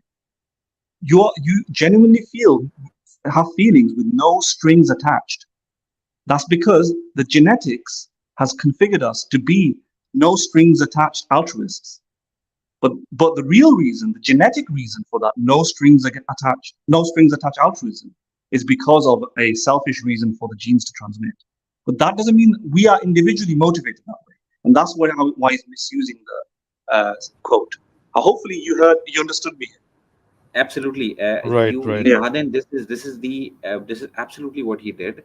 He has he's showing as if the author is actually trying to explain a conscious process. No, the author is trying to explain the process behind the feeling of guilt. This isn't a conscious process. This is a conscious process he's talking about, right? Yes, yeah. We don't go into guilt by actually rationalizing the process. We don't think about it. We just feel guilty. And why do we feel guilty? Because that is the reason behind it. Why has genetics somehow placed this feeling of guilt in us? That is what the author is trying to explain, not the conscious process or rationalization that a murderer probably would have. So I think this Qaiser totally misunderstood it, or he was trying to, I think he never read the book. It's very clear that he did not read the book. He just read the quote. Yeah. Because if he had read the book, I think he would have understood what is the intent. And I think people who have actually read material, I have not read this book, but it's very clear. And I think maybe Mahadan haven't read this particular book either. But it's clear from the intent. It's clear from the statement itself. We are able to understand what the author is trying to say. But I don't know if Qaiser has never read a book on this topic, or it's at least very clear that he hasn't read this book particularly. He just read a quote and he somehow tried to debunk it immediately before even thinking about it. But this is, this is typical theistic misquotation, cherry picking of statistics, not cherry picking, but quote mining, right? This is very typical. He's doing things that the theists have been doing for decades, I think. This is very typical of Qaiser. Sorry, not Qaiser. Very typical of theists, and Qaiser coming on the scene as a new debater, committing the same sins. It's just, I thought we left that in the past, but I didn't expect that at least in 2022, 2023. I think you'll often see, particularly Qaiser making several mistakes. He often mentions, I just want to mention it. He often mentions the hard problem of conscience. I think there is no hard problem of conscience. There is a hard problem of consciousness, and he does not only even mispronounce it. It's not just a mispronunciation. He actually thinks that it relates to this morality part. He has been quoting this particular statement of the hard problem of conscience. It's not the hard problem of conscience. It's the hard problem of consciousness. I think he has often quoted this, and I'm like, I don't know how he doesn't know this. Yeah, I think he doesn't have that understanding probably, and he has done that with quite a few things. I mean, I think I'm gonna digress for a little bit. I did talk to him today about one of the books. I talked about Descartes' books basically, and I told Wajdi Saab that he should read Meditation 1. Of course, I haven't read that book as well, but at least I have a little bit of idea about what the Meditation 1, 2, 3, 4 talk about, right? And then all of a sudden, Kaisar Bhai started talking about meditation one, and then the quote that the oft quoted quote that what is that? Cogito ergo sum, right? I think, therefore I am. And I said, no, man. This is. I was thinking within myself that this quote is not even in Meditations one, pretty much, right? He linked that to meditation. Yes. So that's how it is. So I think we have been noticing, Mahadin and I have been noticing this from this whole IR gang, that I think they cherry pick these quote mine from various books that they probably haven't read themselves. One of the very nice example of that was when Cosmic Skeptic had a debate with Muhammad Hijab, and they were talking about some book chapter in John Stuart Mill's On book, Liberty, I think. John Stuart Mill, I think. On Yes, Liberty, right, John Stuart Mill. Yeah. right. And that's where he was caught that he hadn't probably even read the book. Right? You remember that incident Yeah, and in the someone from debate? the audience, someone from the audience actually opened the book and told Hijab that now this is the heading. I think because Hijab was trying to say, I think this is what the incident was, right? Because Right, Cosmic exactly. said that the heading is not that, you are misrepresenting it. The heading was Right, something right, else.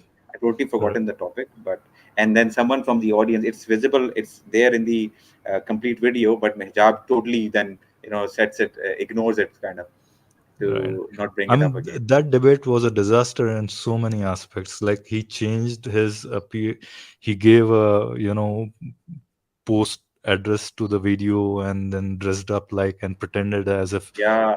all that happened within that same debate. Anyways, sorry, Yeah, I think we digressed a bit. yeah, let's not digress. Madan, sorry about that. Right, let's move on. No, it's fine. आपकी survival खतरे में पड़ सकती है जब आप किसी group का हिस्सा हैं कि अगर ग्रुप को नुकसान होता है तो आपको नुकसान होता है। लेकिन अगर एक तबका लोगों का अमेरिका में बैठा हुआ है, वो बम्बार्डमेंट कर रहा है, अपना लीबिया में कर रहा है या इराक में कर रहा है या किसी और जगह पे कर रहा है, तो इसका क्या ताल्लुक है उस चीज से भाई? वो क्यों सोचेंगे कि वो नहीं है? और वो अगर ये इवोल्यूशन की ये बात ठीक है तो वो क्यों नहीं सोचेंगे कि इराक में इतने लोगों को हमने मार दिया, 60 लाख लोगों को हमने भूखा मार दिया, इससे तो हमारी सर्वाइवल खतरे में पड़नी चाहिए। ये apparently ये इसको सीरियस चीज समझते हैं। All right, here one thing I would like to say, when Kaisar Bhai is criticizing all these, American forces invading Libya, invading Iraq, and all those places, one thing that I'm wondering is, if you have to be consistent, you have to be really consistent. You have to, talk about all those offensive wars, even probably, some of these are quoted as defensive wars, but you have to really criticize those offensive wars of Khyber, of Banu Qurayza, of, Battle of Hunain, and whatever you may have, right? Some of the numbers that I was reading earlier, a couple of weeks back, and some of the numbers from the battles that Prophet Muhammad waged, the killings are numbered somewhere around 30,000 to 50,000, right? Or probably 10,000 to 30,000. But whatever the number may be, right? Even if it's like as low as 10,000, these are still killings. So if you're criticizing somebody for those kind of killings, America for invading Iraq, America can always come up and say, okay, we feared for our lives because they had weapons of mass destruction, right? Now these are the same arguments that they give when somebody puts these battles in contentions and says you should criticize, for consistency's sake, you should criticize those battles as well. The genocide of the young boys of Banu Qurayza, right? Why are you not criticizing? They say no, but they betrayed a pact or some muhaida they betrayed, and it's the same situation, right? Somebody could say that Saddam Hussein betrayed those pacts of not building weapons, WMDs, and all those things. So I'm not quite sure if I see that kind of consistency here. At least I don't see that. Just to make sure, Mahadan, did you get his point? What Kaisar was just saying? Do you need to, All right, so No, maybe I I didn't translate. I didn't Yes, do you translate need it us probably. to? They need us to But- translate it. Yeah, I think you can Yeah, translate that part. Go on. Yes, I think, Philo, can you just repeat it? Just play it once again so that we can Yeah. translate it as close as की ये बात ठीक है तो वो क्यों नहीं सोच, इसका क्या ताल्लुक गवर्नमेंट कर रहा है, आपको नुकसान इज दैट खतरे में पड़ गई है, या मैंने कत्ल कर दिया तो इंसानों की सर्वाइवल खतरे में पड़ गई है. What kind of nonsense is that? आपकी सर्वाइवल खतरे में पड़ सकती है जब आप किसी ग्रुप का हिस्सा हैं कि अगर ग्रुप को नुकसान होता है तो आपको नुकसान होता है. लेकिन अगर एक तबका लोगों का अमेरिका में बैठा हुआ है, वो बम्बार्डमेंट कर रहा है, अपना लीबिया में कर रहा है या इराक में कर रहा है या किसी और जगह पे कर रहा है, तो इसका क्या ताल्लुक है उस चीज से भाई? वो क्यों सोचेंगे कि वो नहीं है, और वो अगर ये इवोल्यूशन की ये बात ठीक है तो वो क्यों नहीं सोचेंगे कि इराक में इतने लोगों को हमने मार दिया, 60 लाख लोगों को हमने भूखा मार दिया, इससे तो हमारी सर्वाइवल खतरे में पड़नी चाहिए. ये अपैरेंटली इसको सीरियस चीज समझते हैं. गुडनेस ग्रेशियस मी. Okay, हमारे पास कीमत फ्लोरिशिंग है जी. sorry, before you. So, Yes. Philo, do you want me to? Yeah. So, Mahadan, what Qaiser just said is that as he was expanding further, explaining his,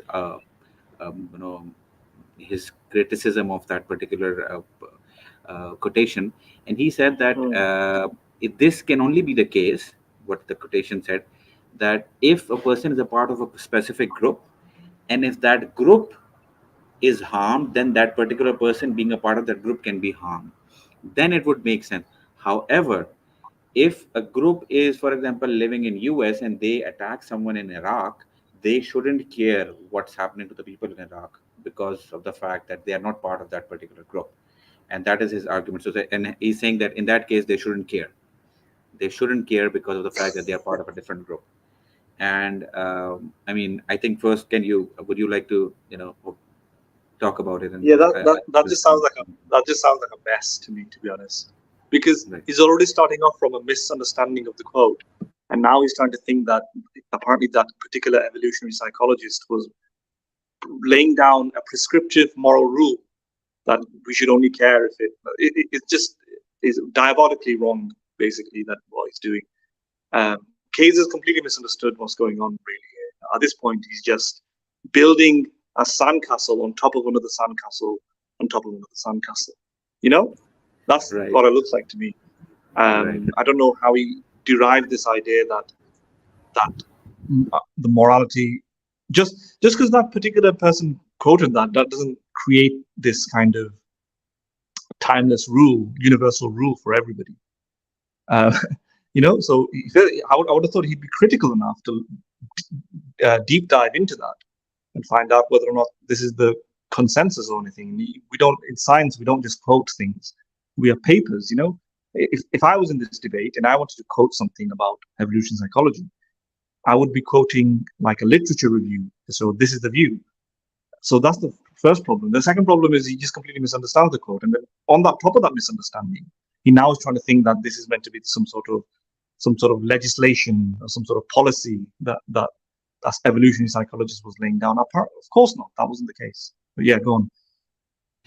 And you're right, and you raised a very good point. I think what you were trying to say is that he's just quoted a particular, let's say, a scientist or a evolutionary psychologist, whoever the author was, and he is basing and he's trying to refute the argument of the author.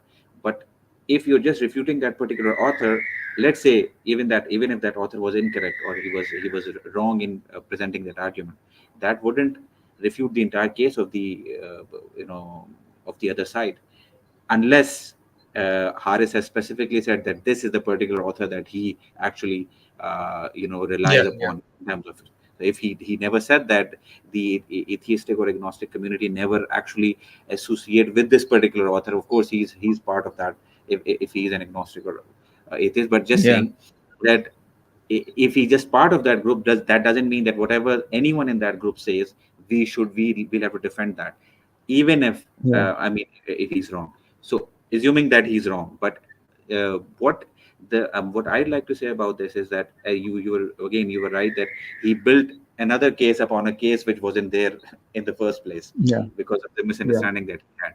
But I think there is what he needs to understand is he gave a basic understand, the basic let's say a basic rule, a basic idea behind why we feel guilty whenever we harm someone. Now, whether that relates to someone who is within our group, because in evolutionary psychology, this is not the only rule, or this is not the only understanding idea. When there are different situations, we of course we have many other understandings that add on to this model. So for example, there's a whole I would say a field of study about group dynamics in evolutionary psychology. So generally speaking, there is a lot less what you call altruism found uh, between groups Mm. and within group, and that is actually true. That is found, that is noticed among and that is why when a country invades another country, they are often not that altruistic. They feel a lot less associated with them. They feel a lot, they are able to dehumanize them a lot more easily, because of this very fact, because they are not within that kinship within that group. And that actually proves the point that this lack of diminished altruism that we usually have when it comes to another group, that can be easily explained in terms of evolutionary psychology.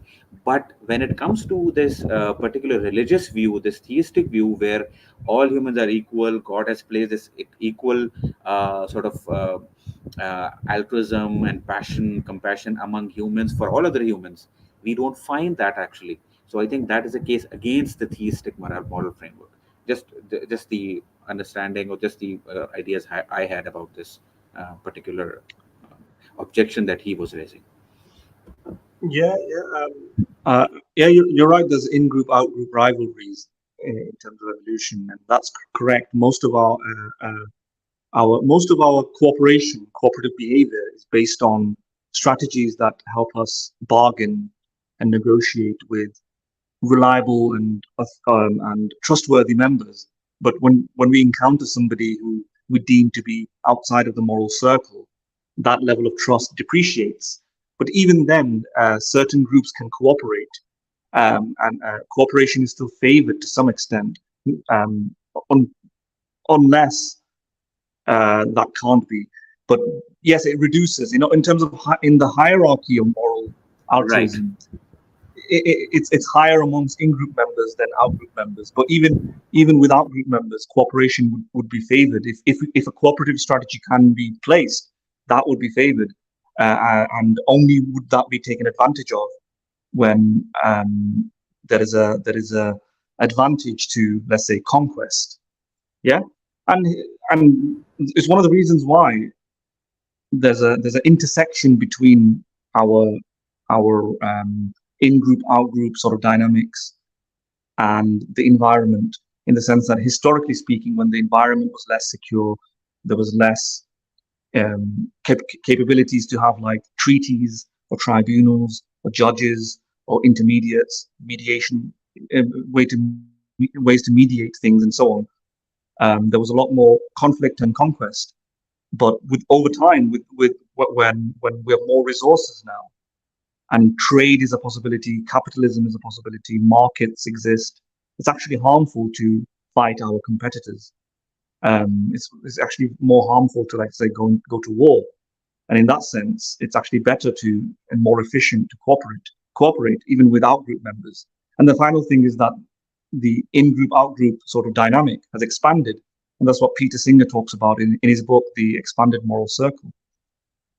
It's grown to include what was previously perceived to be outside, members of the out-group, the other tribe.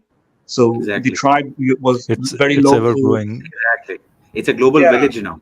It's a exactly. ever growing circle of You see, we are, again, this might be something controversial, but scientifically speaking, I think it's quite understood that we tend to be a lot less, not totally empathic, callous towards people who don't look like us. We are a lot less altruistic towards people who don't look like us, and that is quite understood in the scientific community. And this can be explained by the evolutionary process, because we don't see them generally in the hierarchy of the moral, the I would say the altruistic hierarchy, or whatever you would like to call it.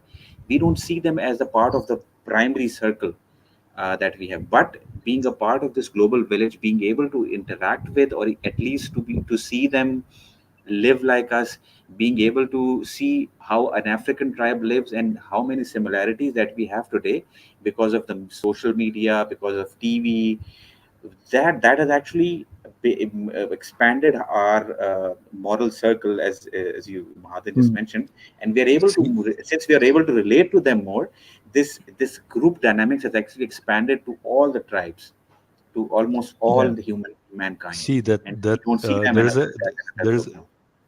sorry, Kali, were you done? Yes, please go ahead. Okay, so there is a really nice talk about this thing.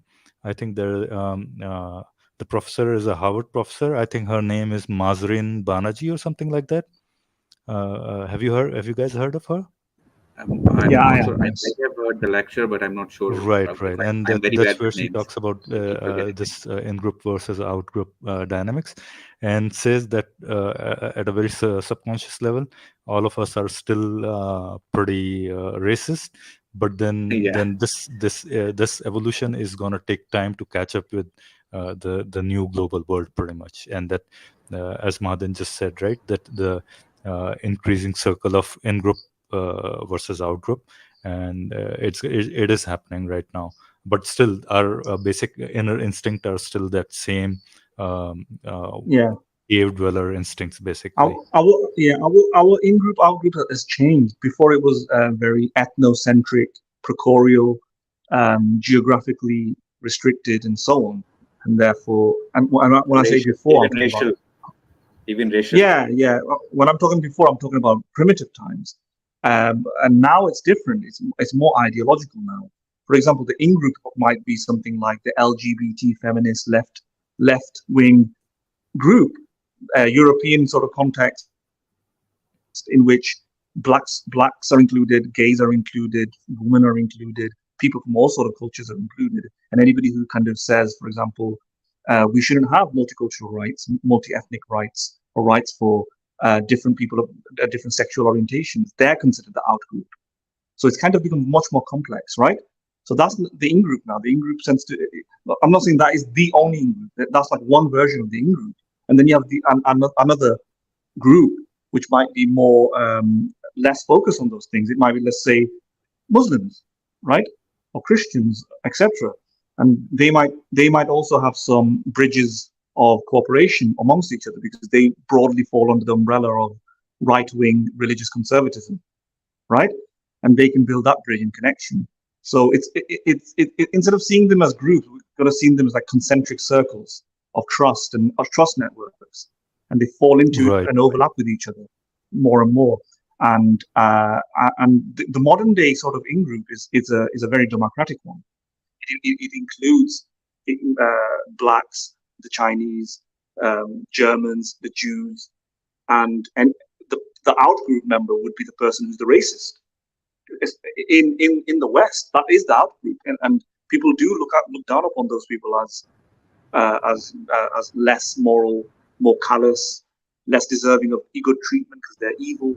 So it has become more complex and sophisticated. Basically, things have shifted, but it's not gone.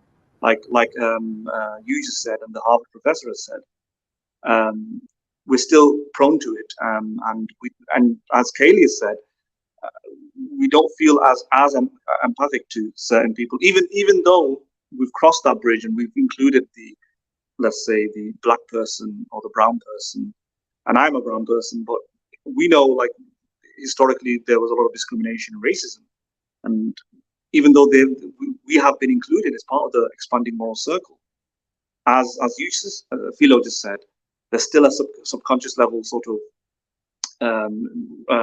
hostility, even if it's frictional, even if it's on the surface, that might not be easy to remove unless we evolve even further. Yeah, it's gonna take a long time to for our inner instincts to catch up to that. I think, at least, I don't know, might change sooner.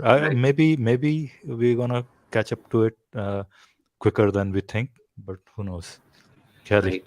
And Madan, at the point that I raised, would you agree that the presence of this hierarchy of altruism or the compassion that we have towards different groups of humans, I think this goes against the theistic model of morality and the theistic model of compassion that I think should have predicted. I think the theistic model should predict that every human should be equally compassionate towards another human, and whenever someone Yeah, is being harmful towards another, he should feel the same level of guilt if the other yeah, side yeah, is human. But this is not the case. We notice that there's a hierarchy, and we see that we don't feel the same kind of compassion towards the outgroup, and which proves, once again, I think it proves the evolutionary model, and it goes entirely against the theistic model. yeah. I agree. Yes, I agree. I agree because evolution predicts that geographically isolated tribes will, for their own interest, be a bit more protective and a bit more altruistic to themselves. Intra-group altruism would be higher than uh, intergroup altruism, right? And evolution predicts intergroup conflict is more likely, and that is the case. And evolution predicts also that if there's going to be geographically isolated tribes in the history of humanity and so on, growing, evolving in different places and so on, then some of those tendencies will still be in existence today. That is a better prediction or more consistent with evolutionary theory than it is for theistic theory, because almost everything is bad for theism, because when you have like an all-powerful, all-loving, Right. it doesn't fit anything properly. I like to compare it to this. This is how I kind of think about it. If a theory predicts many things or is infinitely expandable, it's a bad theory. It's called unfalsifiability. So let me just give an example very quickly. If there's two theories, a homeless man robbed your house, and another theory is a very rich man robbed your house. Yeah, and the rich man has lots of resources. He can rob it through many means. The homeless man only has one way of doing it, which is breaking through the fence. Let's just say, if the evidence shows that the fence was broken and somebody went in, the theory that posits only one way of fitting that evidence, which is for the homeless man, the only way he can get into the house is through the back fence. Look at the evidence. It shows that the fence was broken. On the other hand, if a theory posits predicts multiple different ways a person can break in the house, through a helicopter, through CIA agents, through like hiring detectives. A rich person doesn't need to break into the house to go into the house. He can do loads of things to do it. If a theory predicts many things, and the evidence that you have is such that it fits better with the theory that predicts the less number of things, then that theory is more likely correct. In other words, the theory predicting that the homeless man will only use the black fence, and if the black fence is broken, then it's more likely the case that the homeless man broke into the home. I know this is a bit weird why I'm talking about this, but it's the same logic that I want to use for any theory. If there's a theory, if there are multiple forms of ways, the same result could have been achieved, and only one way was used, which is the only way another theory could achieve that result, then the other theory is probably correct. You see what I'm saying? It's like an abstract principle. So, right. Yes, I'm not sure if I've been completely clear with that one. I'm struggling to talk because I'm talking to the mic in a weird way. But No, that yeah, example was clear, right? That example Yeah, was clear. I think we understood the example that you were Yeah. giving, and I think Yeah. what you are saying, that even if the theory that gives a lot that has a lot more, let's say a theory has a prediction that predicts almost everything, meaning it's unfalsifiable, and the other theory Yeah. is it has a specific prediction. Okay, if this happens, this proves this. Now the other theory can be right, the one with a lot of predictions, I mean with endless predictions, let's say. But in any case, it makes a lot more sense to go with the one that gives you a specific prediction, because you are able to fit in because the other one is technically speaking, it's not even scientific. It doesn't give you a specific prediction, so you cannot actually disprove it or prove it. But the other one is something that you can actually prove. And in fact, I would go with the point that I'm raising. I would go that it's not even, unless they give us a model where under the theistic model they can actually explain why would there exist a hierarchy of altruism or compassion within the human nature for the outgroup humans. Let's say it's understandable to have this diminished compassion for, let's say, other species of animals, or let's say aliens if they exist. But when it comes to humans, because his entire point is that morality comes from God, why would God keep us this moral compass? And in this compass, we are more inclined towards being compassionate towards in-group than the out-group. How would you explain that under the theistic model, when you say that under that model all humans are equal, we should be good to all humans, and all this? These are your predictions, but these predictions don't align with the actual observations that we have.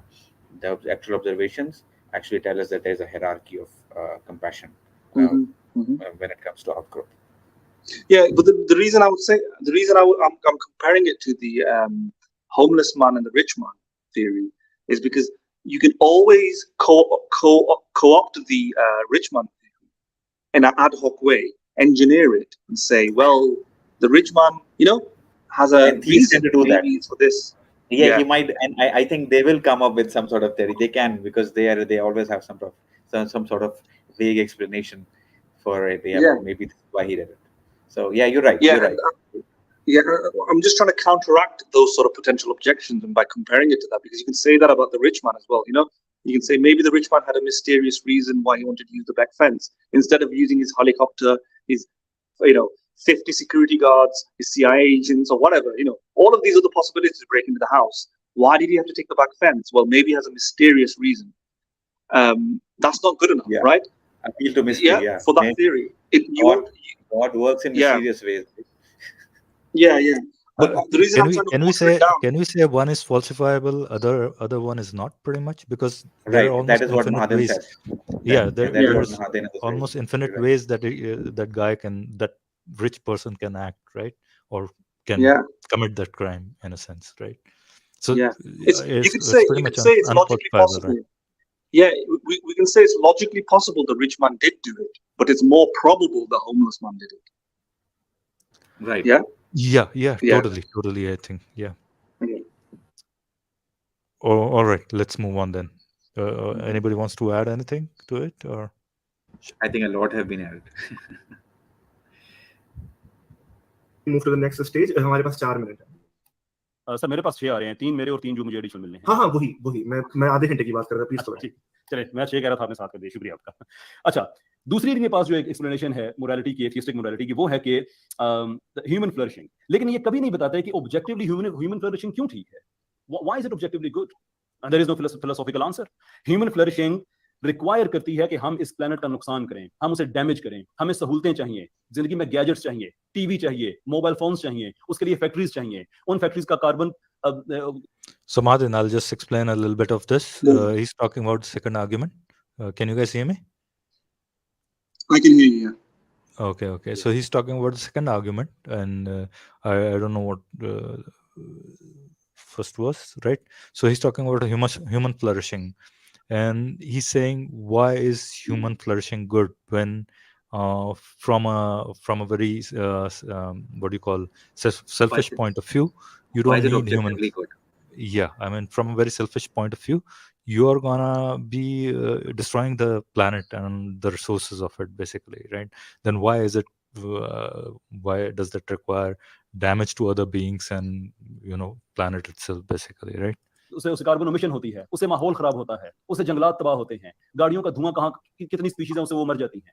लेकिन आप तो इवोल्यूशनिस्ट हैं, आपके नजदीक आप में और जरासीम में कोई फर्क नहीं है. Why human flourishing should even matter to you at the cost? अगर उसकी कॉस्ट ये है कि आप एक कोर स्पीशीज का कत्ल कर रहे हैं, why should it be important? और ये कुछ एथियस्ट इतने So he's again talking about why is human flourishing required, or because you're destroying the planet, you're destroying so many different lives, you're destroying so many forests and all those things, basically, right? And why the human flourishing should be given priority, basically, is the point. Why is it? honest Why human flourishing is objectively desirable? Yeah, objectively desirable, right? हैं जो कि anti humanist हैं, So let me वो just say categorically वो कहते हैं कि हम Sure, go ahead. Yeah. Martin, So, I think Qaiser is just going to expand on that point. So let's just let him complete. I would suggest. Okay, go on. Yeah. Humanism को नहीं मानते, इसलिए कि evolution में हम में, बंदर में, जानवर में, किसी और जानवर में हमें फर्क ही क्या है? नथिंग। तो ह्यूमन एक्सेप्शनलिज्म हम क्लेम ही क्यों करें? I think that is lot more honest position. कम से कम वो अपने फिर जो उनके मसालिम हैं उनके बारे में वो ये कह सकते हैं कि भाई हम जुल्म इसलिए कर रहे हैं कि हम कर सकते हैं, वो किसी मोरालिटी या जाली मोरालिटी के पीछे नहीं छुपेंगे। एंड देन अगर ये ह्यूमन फ्लरिशिंग ही है तो क्या इस चीज को हम इंडिविजुअल लेवल पे भी लेके आ सकते हैं? मिसाल के तौर पे कोई आदमी कहे कि मेरी फ्लरिशिंग उस वक्त होती है जब मैं किसी का रेप करूं, मैं किसी को कत्ल करूं, किसी के पैसे छीन लूं, because that's exactly what rational egoism is, जो कि एथियस्टिक मोरालिटी, एथियस्टिक फिलॉसफी का एक बड़ा कोर पार्ट है। आई डोंट थिंक हारिस सुल्तान साहब आपको कभी बात बताएंगे कि रैशनल ईगोइज्म क्या होता है, लेकिन जैसे मैंने अर्ज किया, मैं हूं ना, ईमान यूनियन की टीम है ना, हम बताएंगे कि रैशनल ईगोइज्म कितनी गंदी फिलॉसफी है और एथियस्ट को क्यों इतनी अच्छी लगती है। देन आखिरी इस पे सवाल जो flourishing है कि can wars and mass murders etc be justified because they are good for flourishing of humans living in one part of the world? America में human flourishing, He's talked that point already, right?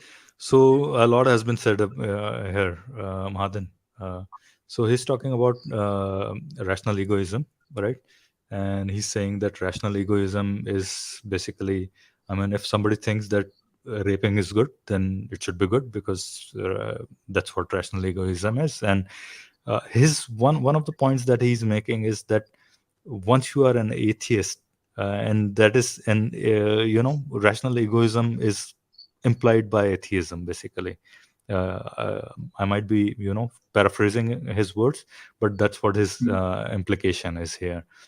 And then again, basically he's talking about why would it matter, why would human flourishing matter over all these destroying all these animals, so many millions of species, and destroying the planet as a whole, pretty much.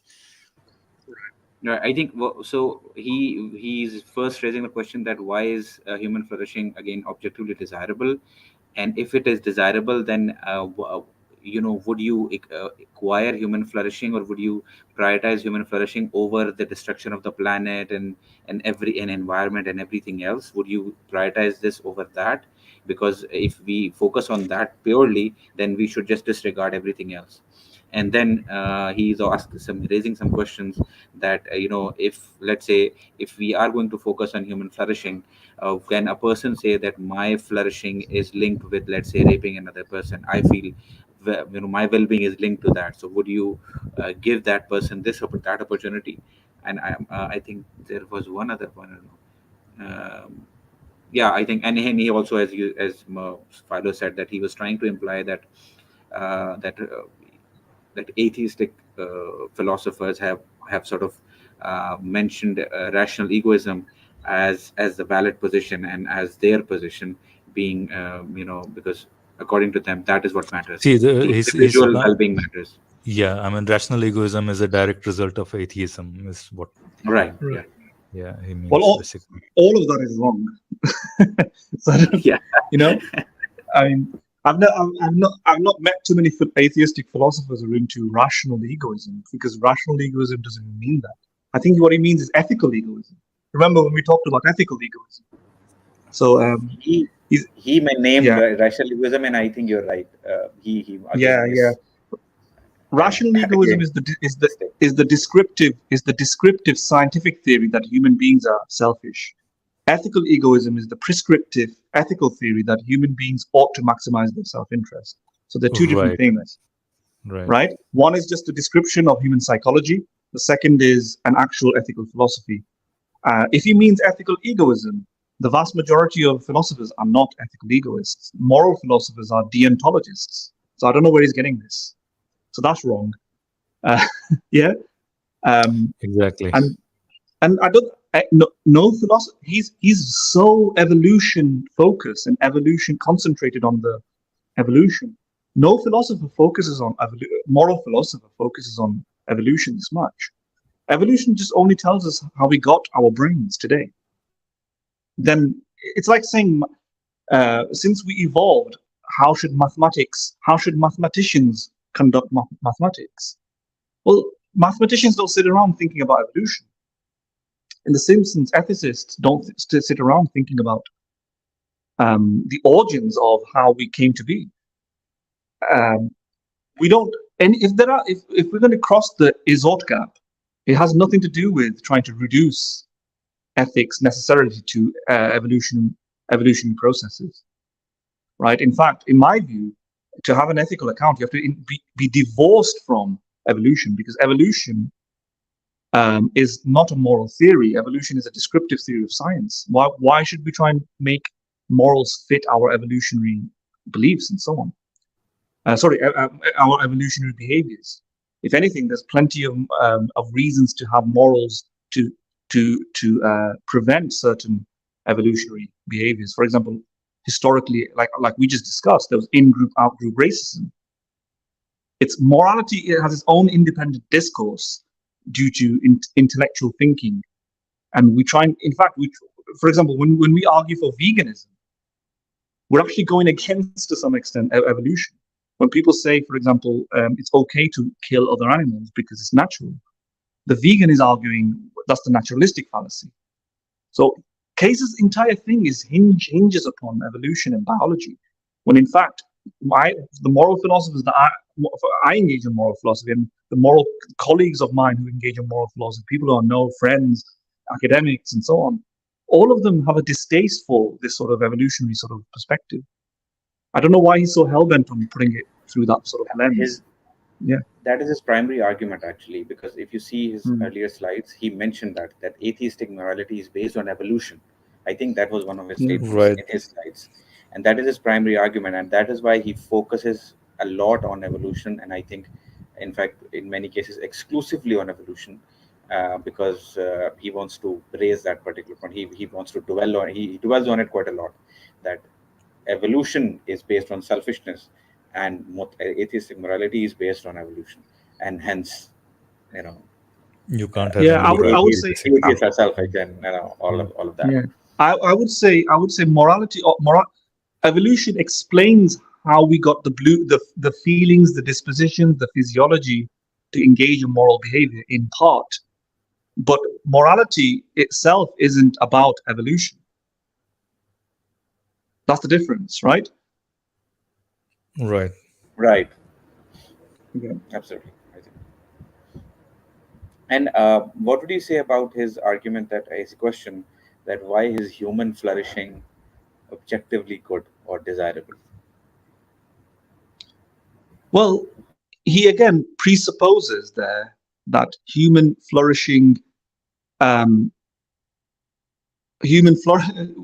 Harris actually make the argument that human flourishing is the goal of morality?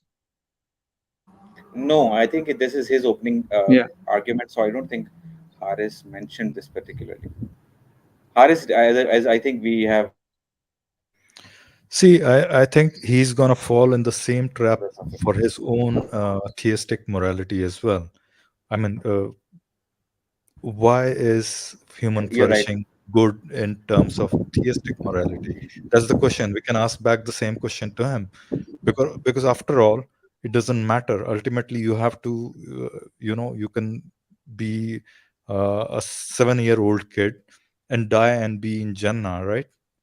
And what does it matter to the, why does human flourishing matter in your case? Because you can all pretty much die and get your rewards in heaven, right? Absolutely. You don't need that. I mean, why but you the thing keep is, but the thing why is, do you have to keep reproducing? I mean, you see my point. I'm probably not able to. But all of that is taking a very consequentialist and utilitarian lens. He's assuming utilitarianism. In other words, it's circular. He's begging the question: why is human flourishing justified under utilitarianism? But you might not be a utilitarian. right? Like I'm not a utilitarian. I don't believe that human flourishing is the goal of morality. So I don't know what he's even talking about. So if I was in a debate with him, I would just reject the premise. I would just reject that human Yes, flourishing. I agree. I mean, only if Harris goes on to say, yes, I believe in human flourishing. In that sense, probably he can, attack his argument, saying, why do you hold it as an objective matter of fact, basically, that human flourishing is your ultimate goal? And maybe he's only talking to a specific subset of the atheistic community, probably, who believe in that utilitarian goal, pretty much. But would you respond with a specific goal of the atheistic moral framework? What does it aims to achieve?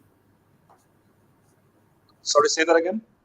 I'm saying that Go if ahead. human flourishing, let's say human flourishing is not the goal of the, let's say, Yeah. the atheistic moral framework, what would you respond and would you explain what do you think would be or should be the goal of the atheistic moral framework, or an irreligious or a non-religious moral framework? Well, when I think about morality, I think I've written about it to Philo, right? I kind of take somebody called Shelley Kagan's perspective, that I don't think morality is about just utilitarianism or just making people happy everywhere in the highest numbers and minimizing pain, because you can achieve that in many ways. I take a completely different view that, first of all, it's not the purpose of human beings. I don't think there is a purpose for human beings, but I think if there's going to be a goal to morality or an end to morality, it's going to be based on sort of almost like the golden rule, but I'm simplifying it by calling it golden rule. So because I lean towards deontology, so I'm thinking about rules that are created in a way that a rational agent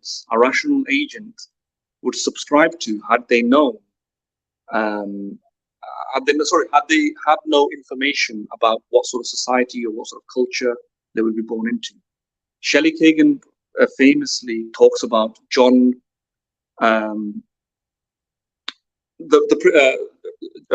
what's his name now? John Rawls. I don't know if you've heard of him. John Rawls. R-A-W-L. I think this sort of reasoning is also used to rationalize veganism and avoid animal suffering as well.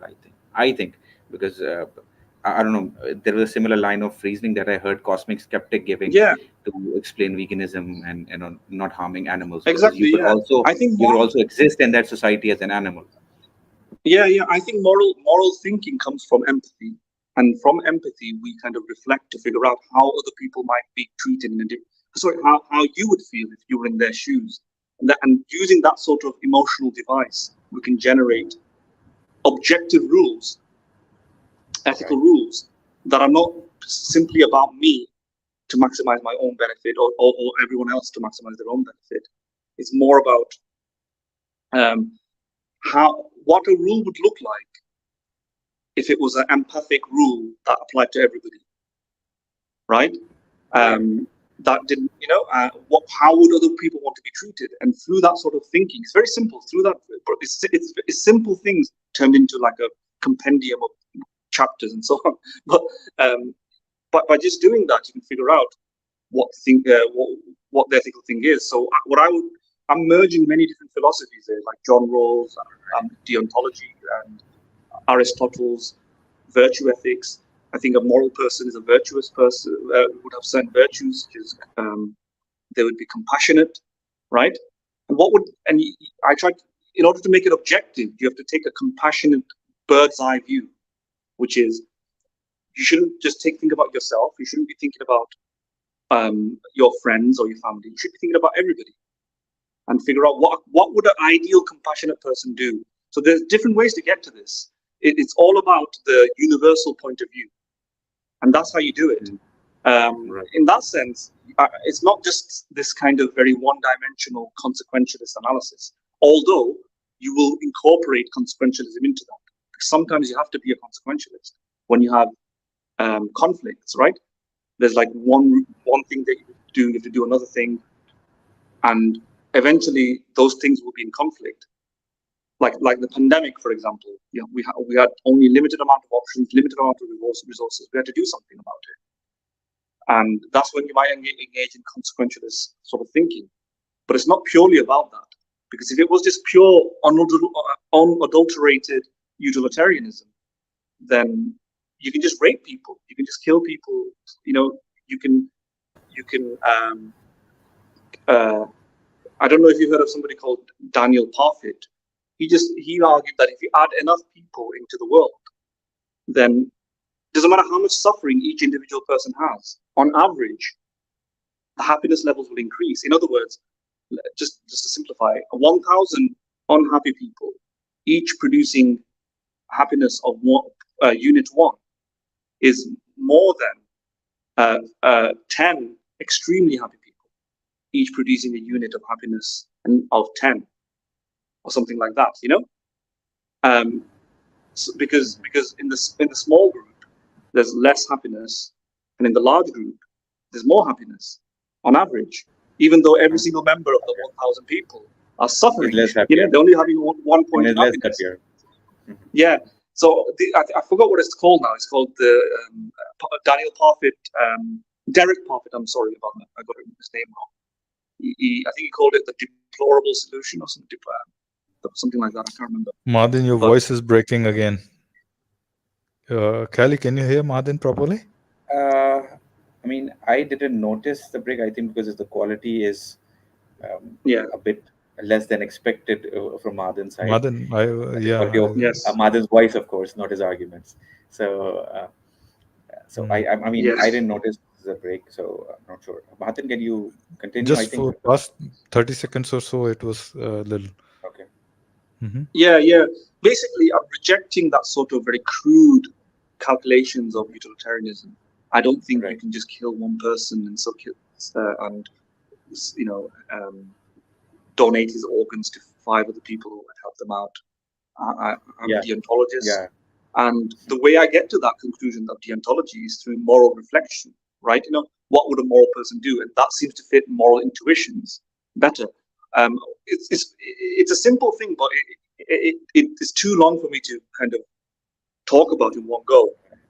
But I would say that ultimately we assess moral theories like consequentialism, consequentialist theories like utilitarianism or ethical egoism, or deontological theories like John Rawls'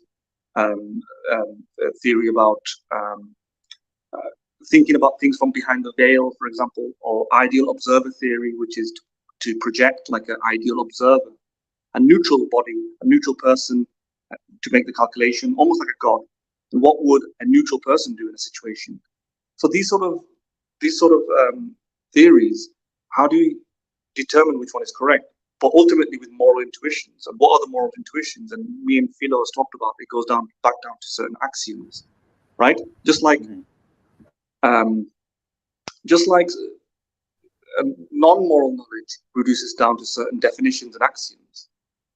So you might ultimately, it's called in epistemology, it's called foundationalism. It might eventually go back to sensory perception. So why is the apple real? Well, the apple is there. And what makes it real? Sense data. And what makes sense? And then you might stop there. You can't go further. The reason why, because truth is sensory perception. And what I argue, and what some moral philosophers argue, is that those moral axioms like compassion, justice, and love, or caring, these are the moral foundations, moral intuitions, right? Those are the bedrock. You can't go beyond that. So just like you have truth axioms, you have moral axioms. Truth axioms might be stuff like inductive reasoning, deductive reasoning, abductive reasoning, sensory perception. And somebody might say, why are those the truth axioms? Well, there's no answer to that. Philosophers just stop there, right? Inductive reasoning is just the way you reason. In the same sense, with moral reasoning. I think with you moral take reasoning, that brute fact as a brute fact, pretty much. Yeah, as a brute fact. When it comes to moral reasoning, those are just brute facts. There's a connection between morality and compassion, altruism, and all these things. Once we've accepted those brute facts, it can help us assess different theories. Why should I pick unadulterated utilitarianism over deontology when a compassionate person would prefer deontology? And you can explain it through reasoning. That actually no, killing it, having lots and lots of people suffering, even though it produces happiness, isn't the best way of creating a good society, or something like that. Because that is not an empathic person won't do that. For example, an empathy-oriented person would realize that's still extreme suffering, and we should reduce it. It actually might be better and more moral to have less people, So you end up kind of moving away from that sort of utilitarian analysis, etc. And similarly, why should I take one organ from a person and give it to 5 other people? And so that would be like a deontological restraint, a deontological limitation. The deontologist would say, no, you're not allowed to kill one person and take his organs and give it to other people. And the reason for that is because that's not what you don't kill. A compassionate person doesn't kill one person to save other people. Yes, a compassionate person will try to help 4 other people, but you don't do it by killing one person and then helping the 4 other people. You try and look for other solutions, for example. Yeah, you etc.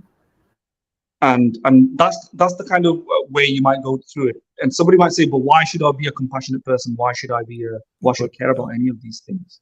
Madhan, a utilitarian would say, hey, take out 2 organs, and then you can help other 2 survive as well as the one you have taken 2 organs from. They might not live as long. The person you have taken organs from might not live as long, but he'll have sufficiently good life for, instead of 30 years, he'll have sufficiently good life for 20 years, and the other 2 will survive for another 20 years as well. Why not? Mm-hmm. So there's an argument to be had, I think, right? Somebody might come. And also as far as the axioms of moral axioms are concerned, how would you convince somebody that these moral axioms truly exist in an objective sense of way? We cannot convince them, right? I think we cannot convince anyone on that. I don't think so. At least Mahathir, if he has some ideas. I think what I understand from Mahathir, and I think this relates to what I read about, is the kind of let's say a kind of society in which a person would like to live. Let's assume a person is about to be introduced into the society. He's going to be born as a child, but let's say before being born, he's asked, now you don't know what and where in the society exactly are you going to be born in, right? In which family or not? What sort of society would you like to have to make sure that you have the best chances to have a good life? Now, a person in that situation, I think, will give you the kind of the rules that should be there in the society, which would be equal for everyone. In ideally speaking, because if he favors any particular segment of the society, then he doesn't know whether he's going to be born in that particular segment. So he would try to make sure that everything is equal for everyone, and I mean it's best for everyone. Whatever somehow although it might be difficult in certain aspects, but he'll try to suggest some rules which would be beneficial for everyone, and somehow everyone stays happy. And I think there is a problem with this approach, and this is Shelley Kagan's argument. I think Mahathir, correct me if I'm wrong. That's right? It's John Rawls' argument that was popularized. I think used by Shelley. Doesn't Shelley Kagan use the same argument as well? I think. But he's using John Rawls' argument. Yeah. Okay, isn't that something like what you said, Mahathir? I mean, does it sort of link to that? Is it similar? Yeah. I would. So when Philo asked me that regarding when Philo asked me about the kidney issue, that's what I would argue regarding that a society where you can take people's kidneys. That's not something that a rational agent would choose. In an ideal society, that if you could be born anywhere, that would be a dangerous situation where people are liable to be removed of kidneys, right? In other words, the thing is, with these sort of thought experiments, one of the problems is that they're very limited to those kind of options. And in reality, we don't have to be confined to those thought experiments. And furthermore, the moral person, look, when you give the option, when the options are really bad, you're going to obviously pick terrible options. If you have only two options, even if you're a deontologist, if you only have two options, for example, here we're not using people who are doing it. If you ask the deontologist, you have two options: and you have to do one or the other. See the way I'm talking, I'm already limiting it. You have to do one or the other. You can't choose not to do one. You create a universe where there's extreme suffering, or you create a universe where there's mediocre suffering. Well, even the deontologist would pick mediocre suffering. Yeah? And then you go, haha, you're not a deontologist then. Well, the thing is, given the way you describe the situation, I'm stuck. The deontologist would really actually say, I reject all of these situations. And what I'm trying to say is that I don't want to pick any of these. And that is moral thinking. And what I'm trying to say is that the fact that we can idealize and reject these very, very limited, confined, constrained analogies or thought experiments is a display of moral behavior, because we are using our moral axioms and those intuitions to navigate beyond those and go, wait, this is not right. So in other words, when you the veil argument that Kylie has just stated helps us realize that we don't want to be born in a world where things like that happen. And if we don't want to, other people probably don't want to. There you go. There's the empathy axiom going off, right? And then we arrive at the golden rule in a way. Yeah, exactly. Where we don't want to remove somebody's kidney. I know Philo said, but why does these? How do you know these axioms exist? In the same way, logical norms exist. So induction, how do you know that it exists? It's a form of reason. That's it. I'm just engaging in a form of moral reasoning. It is moral reasoning.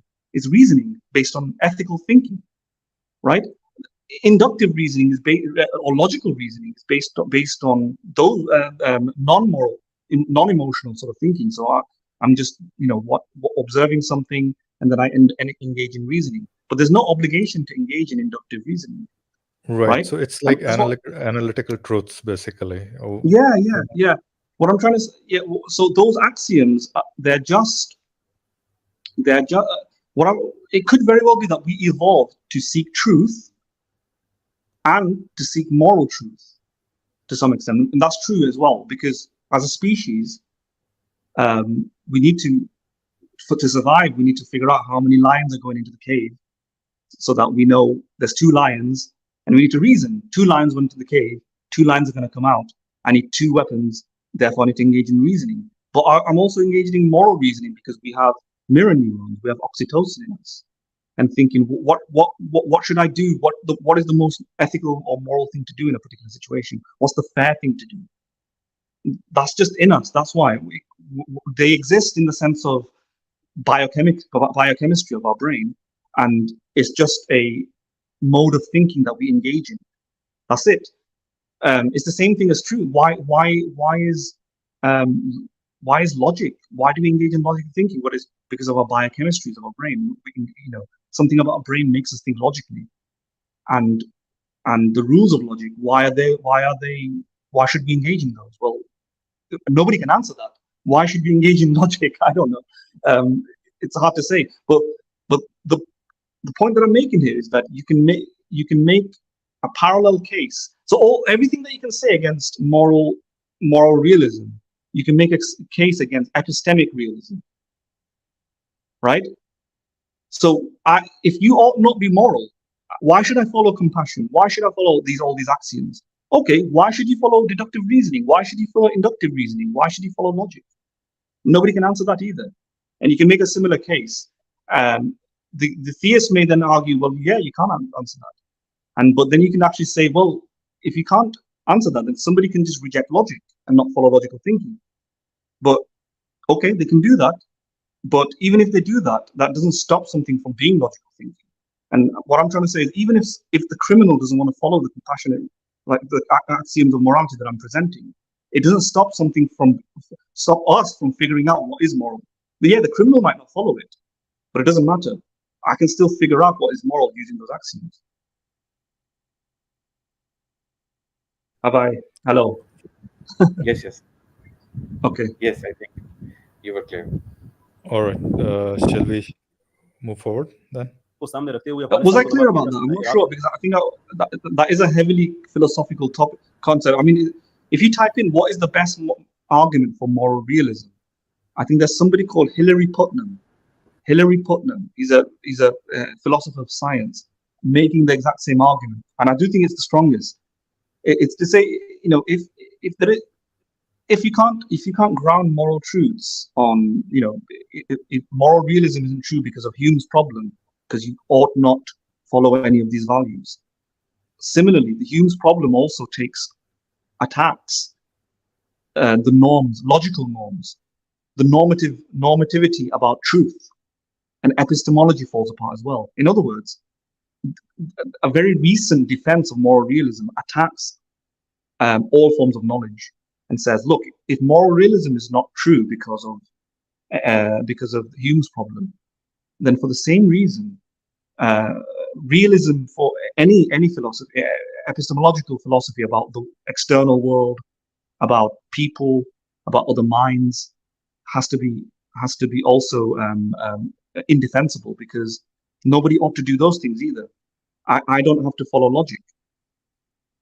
I can reject the laws of logic, for example. Why should I follow the laws of logic? Is it subjective though? And if the opponent goes, wait, these are not things that I consider to be, things that I can just jump away from, that I can still make the argument, wait, you ought to follow logic if you want to be logical. If he concedes that, then I can say, well, then you ought to follow these moral axioms if you want to be moral. And then he may say, but why should I be moral? And I can say, well, why should you be logical? Right? And it just creates a bit more strength for the moral realism side. Indeed, actually, this issue is not just unique to morality. It affects all forms of knowledge. The problem of normativity affects all circles of knowledge. Right. All right, I'm going to take this. I would like to. Kali, you want to say something? Raise any point? Yeah, I wouldn't raise any point, but I would like to pick Mahadan's brain on this particular argument that he raised, but not right now, because I think this is going to be quite a long discussion. Yes. Maybe some other time. I think this is a discussion on its own. Kali, one thing you need to do, Kali, Yes. one thing you need to do is in private chat, you need to provide are you on Facebook? Yes, I'm on Facebook. Shall we connect on Facebook? Sure, absolutely. So I was going to ask for a contact, yeah, besides because YouTube. usually when we have stream, there's no way for us to contact you. So that'll be good if we have your, somehow we can contact absolutely. you. I'll share my Facebook contact over here, and I was saying that I want to pick Mahadan's brain on this particular argument that he just raised, because I literally just had an argument for, I think I had a discussion for more than 1.5 hours on this topic with a theist, with a Muslim guy, just yesterday, I think it was. And he raised the very same argument, and he was actually trying to raise the moral argument for God. And he said that objective morality exists, and objective morality cannot exist without God and all that.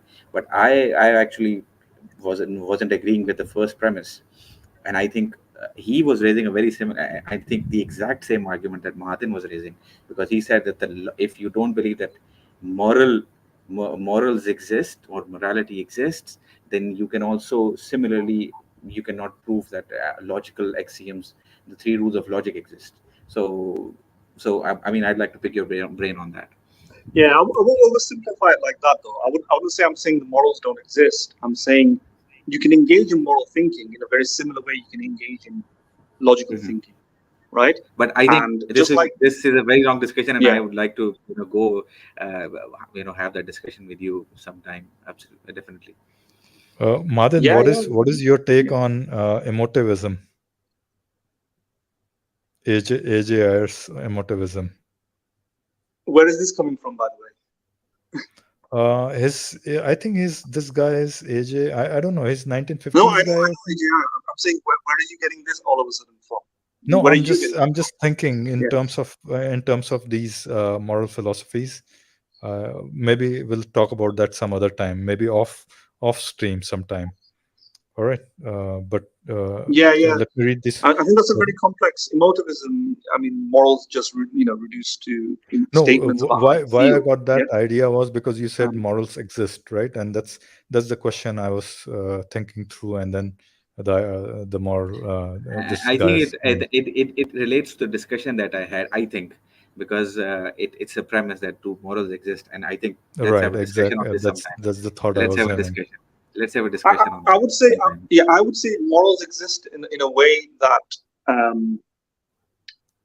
analytical truths exist, right?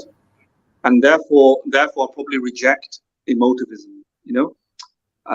They're not just expressions of our emotion in that sense. The emotion is used to figure out truths. And I've expressed this before. If I go and chop some completely closed system, if I go chop somebody's head off, and there's no other advantage, nothing at all, then that is a contradiction to what a compassionate person would do. Just like you can't have a married bachelor or a square triangle. Yeah? A moral person, by definition, a compassionate person, would not do that act. It's a contradiction, right? So the emotivist would say that you're just saying you ought not do that, and there's an expression of their emotion. I'm saying it's more than that, basically. So therefore, I don't think morals are just merely projections and attitudes that we hold. It is an attitude, indeed, a condemnation that we make. But the reasoning that we use eventually shows that it's a truth. Like, you can't have a married bachelor, simple as that, because it's a contradiction. And you can't be a moral person and kill somebody for no reason. That's like a contradiction. And from that emanates the rule that you, as a moral person, won't kill a person. So it's like a rule. Can you follow that rule? Well, Hume's problem means that you can't. There's no strong reason to follow it. But once we know that's like let's say I have demonstrated that that's an objective truth, an objective analytical truth. Where does the weight come from for that rule? How does you make it an ought? Well, we do, right? You can't make the opposite an ought, a moral ought. You can make it an ought. You can threaten somebody, go, you ought to do this, but it'll still be morally wrong. On the other hand, the person who's reasoned correctly and come to that conclusion then says you ought to do this, or society to put pressure through the parliamentary system who says you ought to do this, is creating that ought. Does it cross Hume's problem and make it an objective ought? No, it doesn't. That's the issue, and I don't think you can cross that. But it does create a form of an ought. Yeah, and if you're going to have some oughts, they may as well be better thought out in this better way, in an objective way, using Rawls' principle, the principle of being behind the veil, using empathic thinking, and then the governments then should pass laws that has that oughtness behind it. Yeah, that's how I would go about it. Right. I think we'll touch upon these things Yes. later. Let's I'd like move. to. I have a lot to.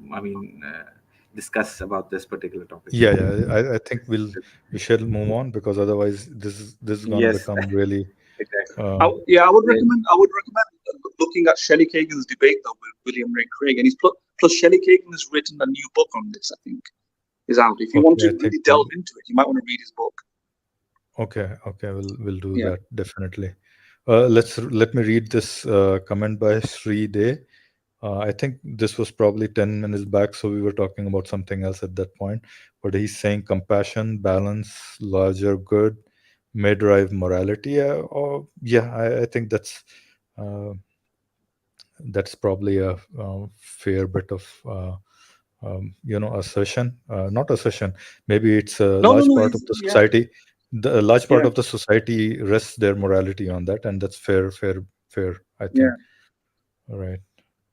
Like, why is it the case? Why is it the case that when we think about morality, most people start thinking about compassion as at least a guiding principle.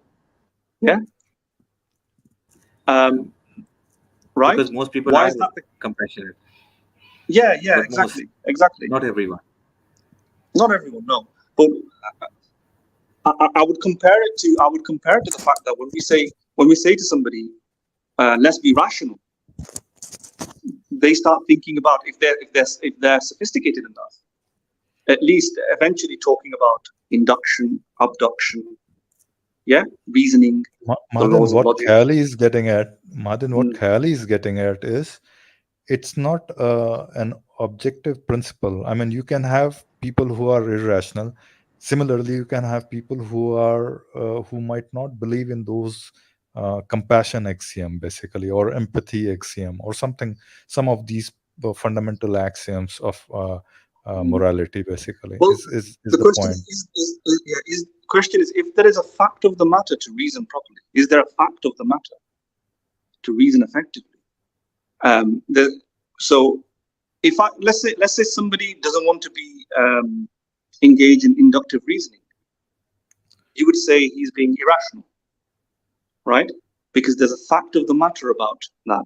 So I would say if somebody wants to engage in morality and he is, for example, thinking about things completely selfishly or narcissistically, I would say there's a fact of the matter to disobey those axioms. Let's say to disobey.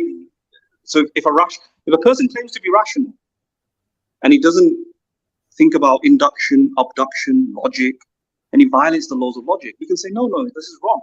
There's a fact of the matter about this. And in the same sense, you could say about morality as well.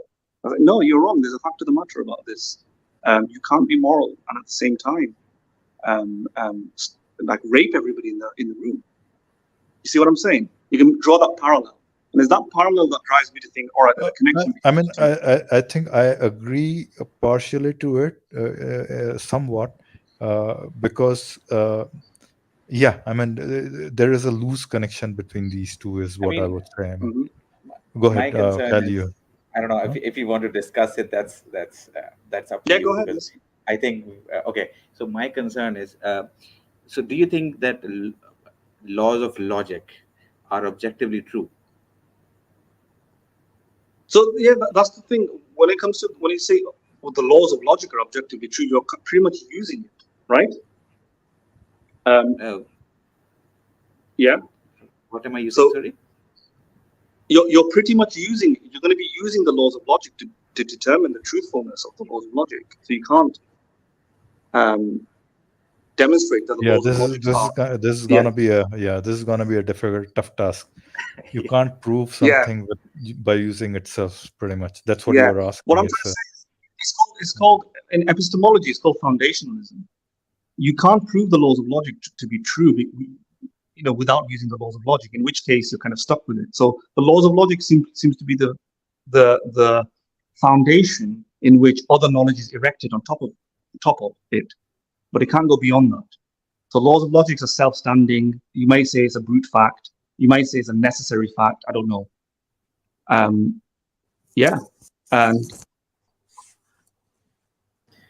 would you say this is just I mean, laws of logic, since we, as you just said, that we cannot use the laws of logic themselves to arrive at the laws of logic, but would you say then these are just mere beliefs and might not be true? I don't know. This is the very difficult discussion. I think philosophers have raised or answered a lot of. Maybe what I propose, Madan and Khayali, let's discuss this topic amongst ourselves without a stream first, and maybe then do a stream about it. That's why I was saying. I think we're I think this particular discussion is more interesting than Qaiser. I totally agree. I think let's have a discussion. I'm imagining offline myself sometime sitting on a table having a coffee and talking about this. Absolutely, definitely. I'm going to give let's move on with the. Shall we? Please, and I'm going to just give my ID in the private chat so that we can connect some time offline and have a discussion. And I think Madan, we also digressing a bit. We should do maybe 2 streams a week. Is that possible? Maybe it's maybe I don't know yet. Yeah. Okay, let's see. At least keep it once a week probably, and then see if we can do two streams a week, maybe. And also one more thing, I think what we are lacking, and I think the 3 of us would agree, is we are lacking audience. I'm not quite sure how to tap onto. Maybe our discussions are way too philosophical, and that's why probably way too boring. Maybe, who knows? It's not even that we're boring. I don't think people even understand us. Yeah. I mean, I think we can, as Mahadan said, I think we can connect, we can find the audience, but I think we have to find ways to get to reach them. Those, those audience, right. Okay, yeah. I maybe what I'm thinking is somehow if there is a way to tap onto these guys' audience, Cosmic Skeptic, or what's it? You took a name as well, Dark Matter, Kylie. I mean, I don't know. I don't know how to connect with him. Dark Matter. I No. think Dark I'm Matter saying.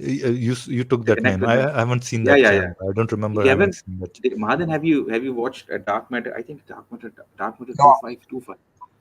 I think for me is the GOAT for because the way he tackles with a lot of. He deals with them, I think, slightly different. He's a bit more focused on maybe debunking the religious side. But I mean, I am a fan. Okay. I'll definitely listen to that. Yeah. And also Rationality rules and those. Yeah, let's see if we can tap onto that audience. Maybe even if 10% of their audience will be in good company probably.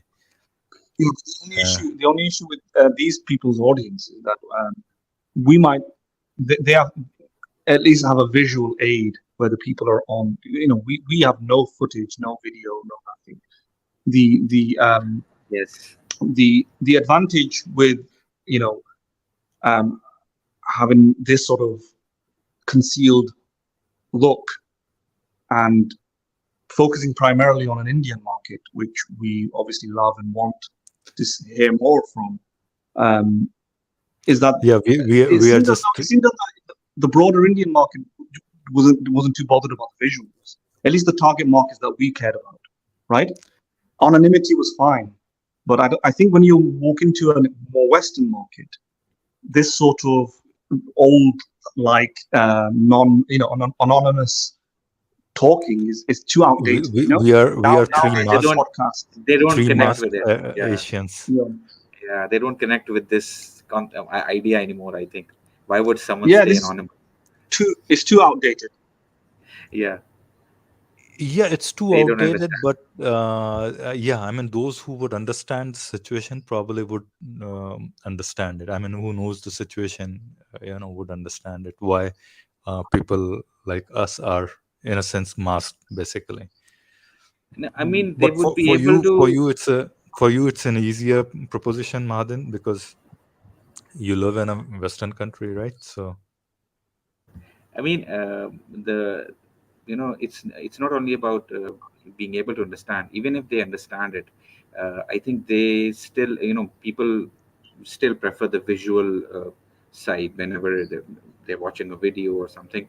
They always prefer to be able to connect with the speaker more when he's right there in front of them. So there is an idea for it, by the way. I mean, I don't know how it's gonna appear on the screen, but there are AIs right these days. I think one of those AIs was used by Desi. Yeah. But Desi's AI was slight bit creepy, to be quite frank. Sorry, Desi. But there are more subtle AIs which can do much better job. I don't know why. Let me interrupt you guys for a moment. What time is it there?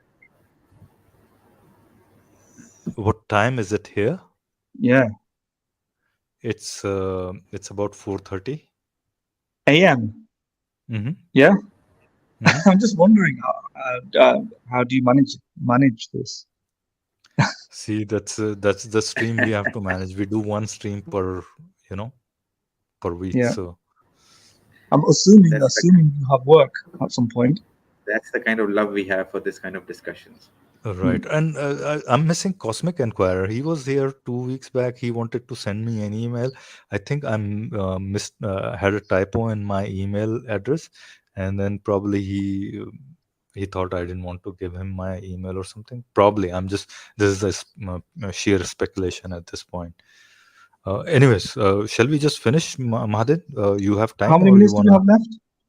How many minutes do you have left for Let me Qaiser? just check. Right, we are almost there. 2 minutes more remaining. Okay. Let's try and finish it off. Yeah. Yeah, just run through it, okay? खुतबा किया जा सकता है? क्या atheist की human flourishing को सामने रखते हुए लोगों को भूखा मारा जा सकता है?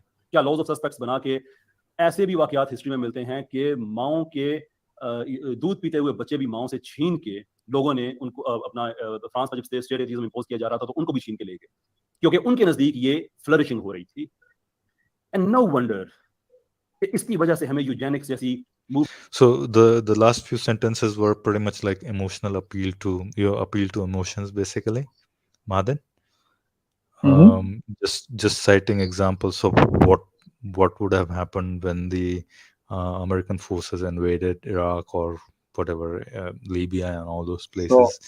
The mothers were being killed when they were breastfeeding their babies and all those kind of emotive imagery, basically. He's trying to portray, and so just giving an example. Some of the similar cases have happened in Islamic history as well. Khali and Mahadin, both of you remember this name, Asma bint Marwan. Have you heard this name? Yes. Yeah. Yes, Right. absolutely. So what happened to what's the story? And the story is mostly denied by scholars of 21st century because it is a little bit too cruel. She was suckling her baby, and she was killed by one of the Sahabis. Right. She was when she was She was killed breastfeeding for her baby. blasphemy. Huh? She was killed for blasphemy. Yeah, she was killed for On the order of you the can call Prophet. blasphemy or just opposing prophet. Yeah, I mean, for the alleged blasphemy, let's call it that. Yeah, alleged blasphemy. She was opposing. Basically, she's said to have been inciting the tribe against prophet, basically, right? Yeah. That was one of the. Then there's another story that is extremely cruel. You again would have heard the story. The story of Karfa, right? She was tied to two camels and then ripped apart in half, right? Yeah. She was the leader of Banu Fazara, I think, or right, something like that, if I I'm not remember aware of that, correctly. but Yeah, maybe. yeah. I'm very bad with history. Yeah. If you type Karfa, you'll get. But then again, these scholars argue that these stories are only in Ibn Sa'd's account, and then we don't take all the stories in an Ibn Sa'd or Tabari and all those things. They're And only. my question to that is, why don't you? These are your closest, scriptures or texts that are closest to the events they are describing. You have nothing closer to closer than Ibn Sa'd to the event that you're talking about, right? So, but again, I mean, it's kind of an inconsistency in my eyes, basically. नजर आती हैं You wanted to add something, Khali or Madan?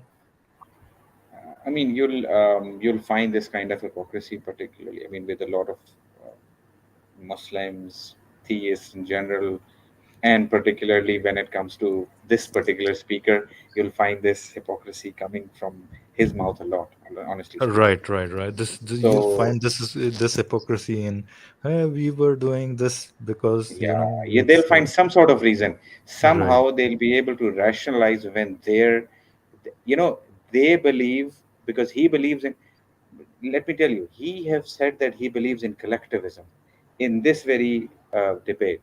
He believes in collectivism. What does collectivism imply?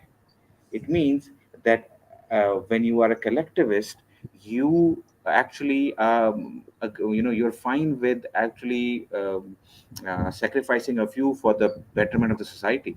So what's the point that you're raising? You are agreeing to that. Right.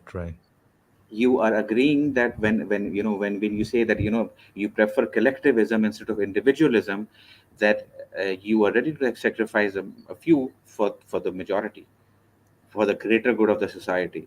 So I don't know. So when it comes to the greater good of the society, anything is halal. I mean, just speaking um, from this collectivist mentality. So I don't know. So you'll find this kind of hypocrisy a lot from him particularly. No, right. Madin, you want to add something? Shall I move forward? Yeah, what he is doing here, in terms of pointing out certain catastrophes that were inflicted by atheists in terms of atheistic reasoning, seems to overlook the fact that, so the title says atheistic ideas of human flourishing. Well, of course, you can have an inversion of that. You can have theistic ideas of human flourishing, and you can then talk about all Right. the very many horrors and tragedies and atrocities that has occurred under the theistic framework.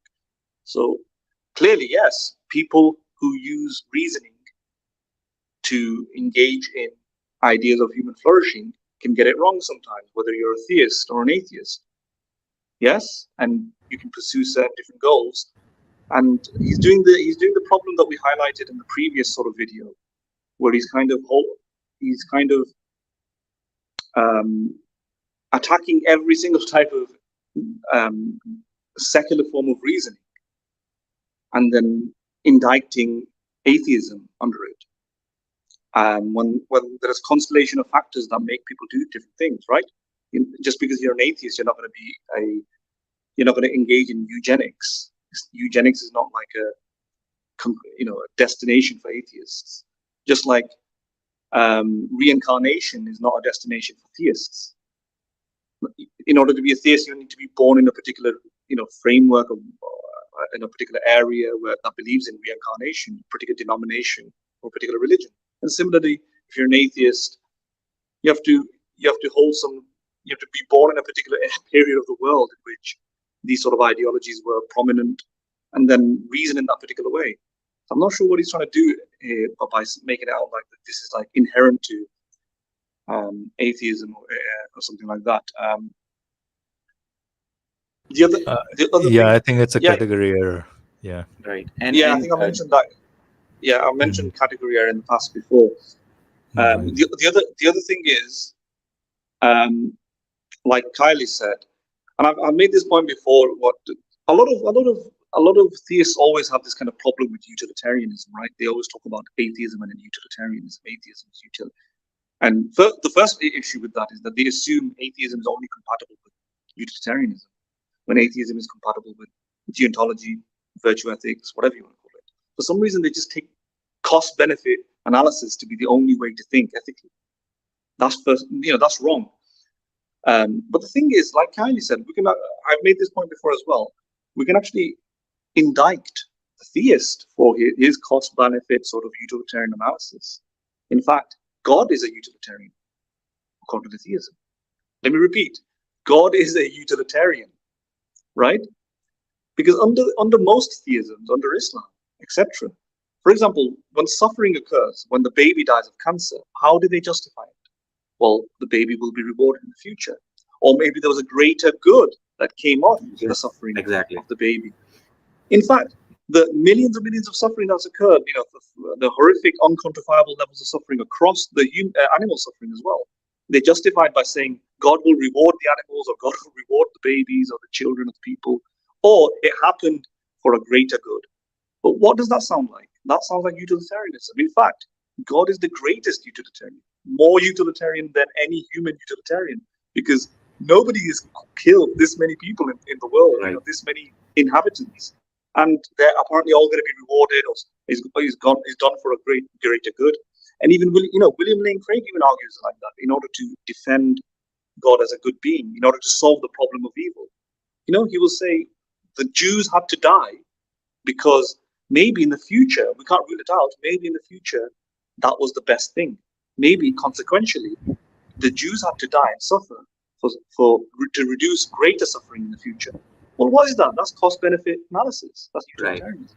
Yeah, sorry, just one example, just to add, you can continue. Just slavery is abolished by Islam immediately. Why?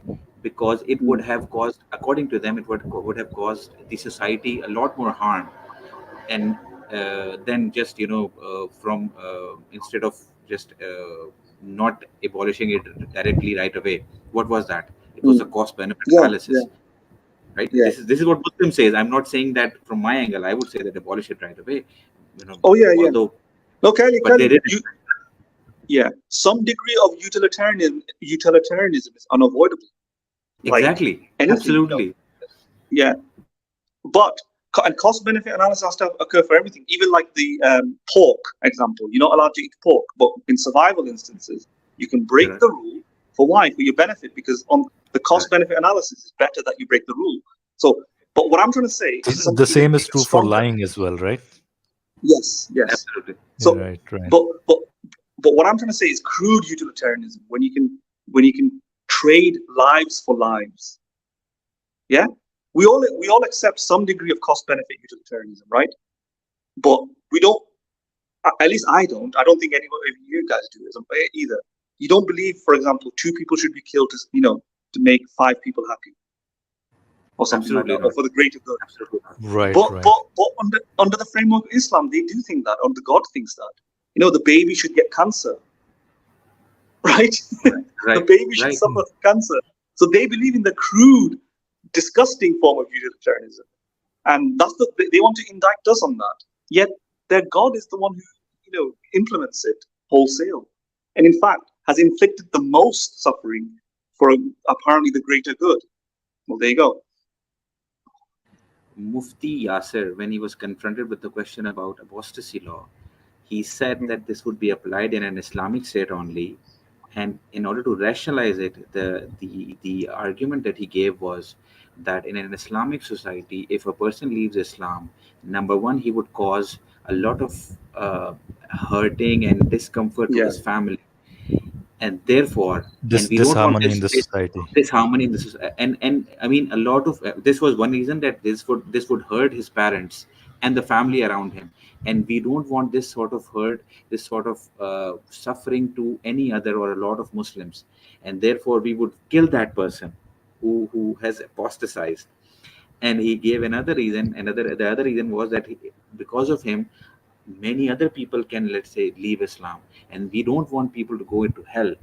Therefore, it's better to kill that person than to for a lot of other people to go to hell because of him. So again, utilitarianism. He used that very logic to kill a person just because he changed his religion. I mean, I don't know. Another crude example of utilitarianism. Yeah, and at least as atheists, so they've got the picture completely upside down. If you look at the atheist community, they're not utilitarians in that sense. They don't believe in that stuff. They're deontologists. Moral philosophers are deontologists. They don't think you can kill, 2 people to save 5. They don't think that. Maybe they're right, maybe they're wrong, but at least they don't think that, right? Yet the theists are the ones who think God does everything good for a greater good, and the suffering is ultimately for a good end. Why did people die in an earthquake, a hurricane? Well, they will be rewarded in the future, so that the benefit justifies the cost. Or, for example, they by suffering they averted even bigger disaster, because millions of people died, Yeah, so that maybe we can get better. We can Exactly. reflect and We grow can learn. and get We can stronger. reflect. Yeah. Yeah, but that is utilitarianism. That's like me using two people to save 8 people, or to get, or it's crude utilitarianism of the most dehumanizing sense, most atrocious sense. And I can't believe that they don't notice this. But they're the ones who are saying this from their mouths. I'm not saying it. You're not saying it. Every time we're told we're utilitarian, Right. we're like, no, we're not. Yet they're the ones who are saying it. It's in their Quran. They're defending it, and they can't even see it. It's absurd. It's literally absurd. Yes. Yeah. Might not even be a proper utilitarianism, because the hurt it may be causing is greater than the good it might be causing, in a sense, pretty much. You say 1 million people died in Turkey. I'm just taking an example. Yes. In the earthquake that happened in Turkey, 1 million people died. How many would have cared for that? What kind of good would have come out of that? How many people would have How many gotten that? Muslims immediately changed and started praying 5 How many times would a have day? started praying like 5 times out of that, or something like that? Yeah, it's just Stop lying. Nothing happened. If that had happened, then the Muslim world, there would have been a changed all over, right? But nothing happened. 1 million people died for probably nothing. I right, hope not, right.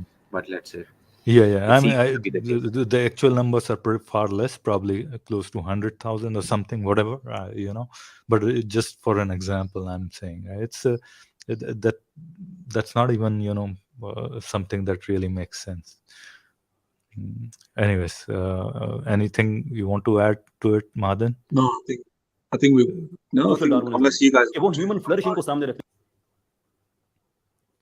I think there are quite a few points we can add further to it, but because it's gonna prolong further, so let's move on right now. हुए कि इंसानियत की बका इसमें है और इंसानियत की फ्लरिशिंग, बका भी नहीं, फ्लरिशिंग इस चीज में है, उनकी तरक्की इस चीज में है कि हम एक ऐसी रेस क्रिएट करें जिसमें बीमारियां ना हो, जो इंटेलेक्चुअली सुपीरियर हो, सो एंड सो फोर्थ, जिससे 1920s में फिर हिटलर ने इंस्पिरेशन हासिल करके उसने फिर दुनिया में 6 लाख लोगों का कत्ल किया। ये है हमारी जो माफी चाहूंगा एक सेकंड, ये है हमारी एथियस्ट की मोरालिटी कि चूंकि उसकी कोई फाउंडेशंस नहीं है, चूंकि उसकी कोई बेसिस नहीं है, देयरफॉर आप ह्यूमन फ्लरिशिंग का नाम लेके, इवोल्यूशन का नाम लेके आप दुनिया में कुछ भी कर दें। I think so. There's that oft repeated statement that because atheists have no morality, they in the name of human flourishing they can do whatever they want, eugenics, and then killing of 6 million people in the name of eugenics and all those. That's what he's talking about here. That is all fine. Again, मैं हारिस सुल्तान से पूछना चाहूंगा कि यूजेनिक्स क्यों गलत है? He's asking Harris, why is eugenics wrong? On what basis he thinks eugenics is wrong? और क्यों ठीक है, अगर उसे ठीक समझते हैं? Or why is it right if it is right at all? में क्या प्रॉब्लम है? आखिर में मैं हारिस सुल्तान के लिए कुछ सवाल छोड़ के मैं अपने सिलसिले को मैं खत्म करता हूं यहाँ पे। नंबर 1 के what is the frame of reference to reject the atheistic terrorism in France, Russia, China and Ukraine? वो कौन सा ऐसा फ्रेम ऑफ रेफरेंस है जो कि ऑब्जेक्टिव है और हारिस सुल्तान हमें बताएंगे कि उसकी रोशनी में वो इस मुल्हिदाना दहशतगर्दी को गलत कहेंगे?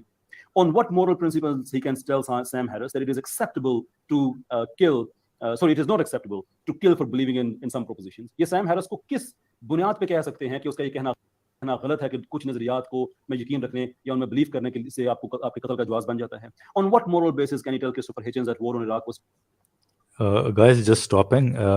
Has the quality improved? I was running it on 360p or something like that. Yeah, I think I could read it earlier as well, so I'm not sure. Okay. So because I was running it on low resolution.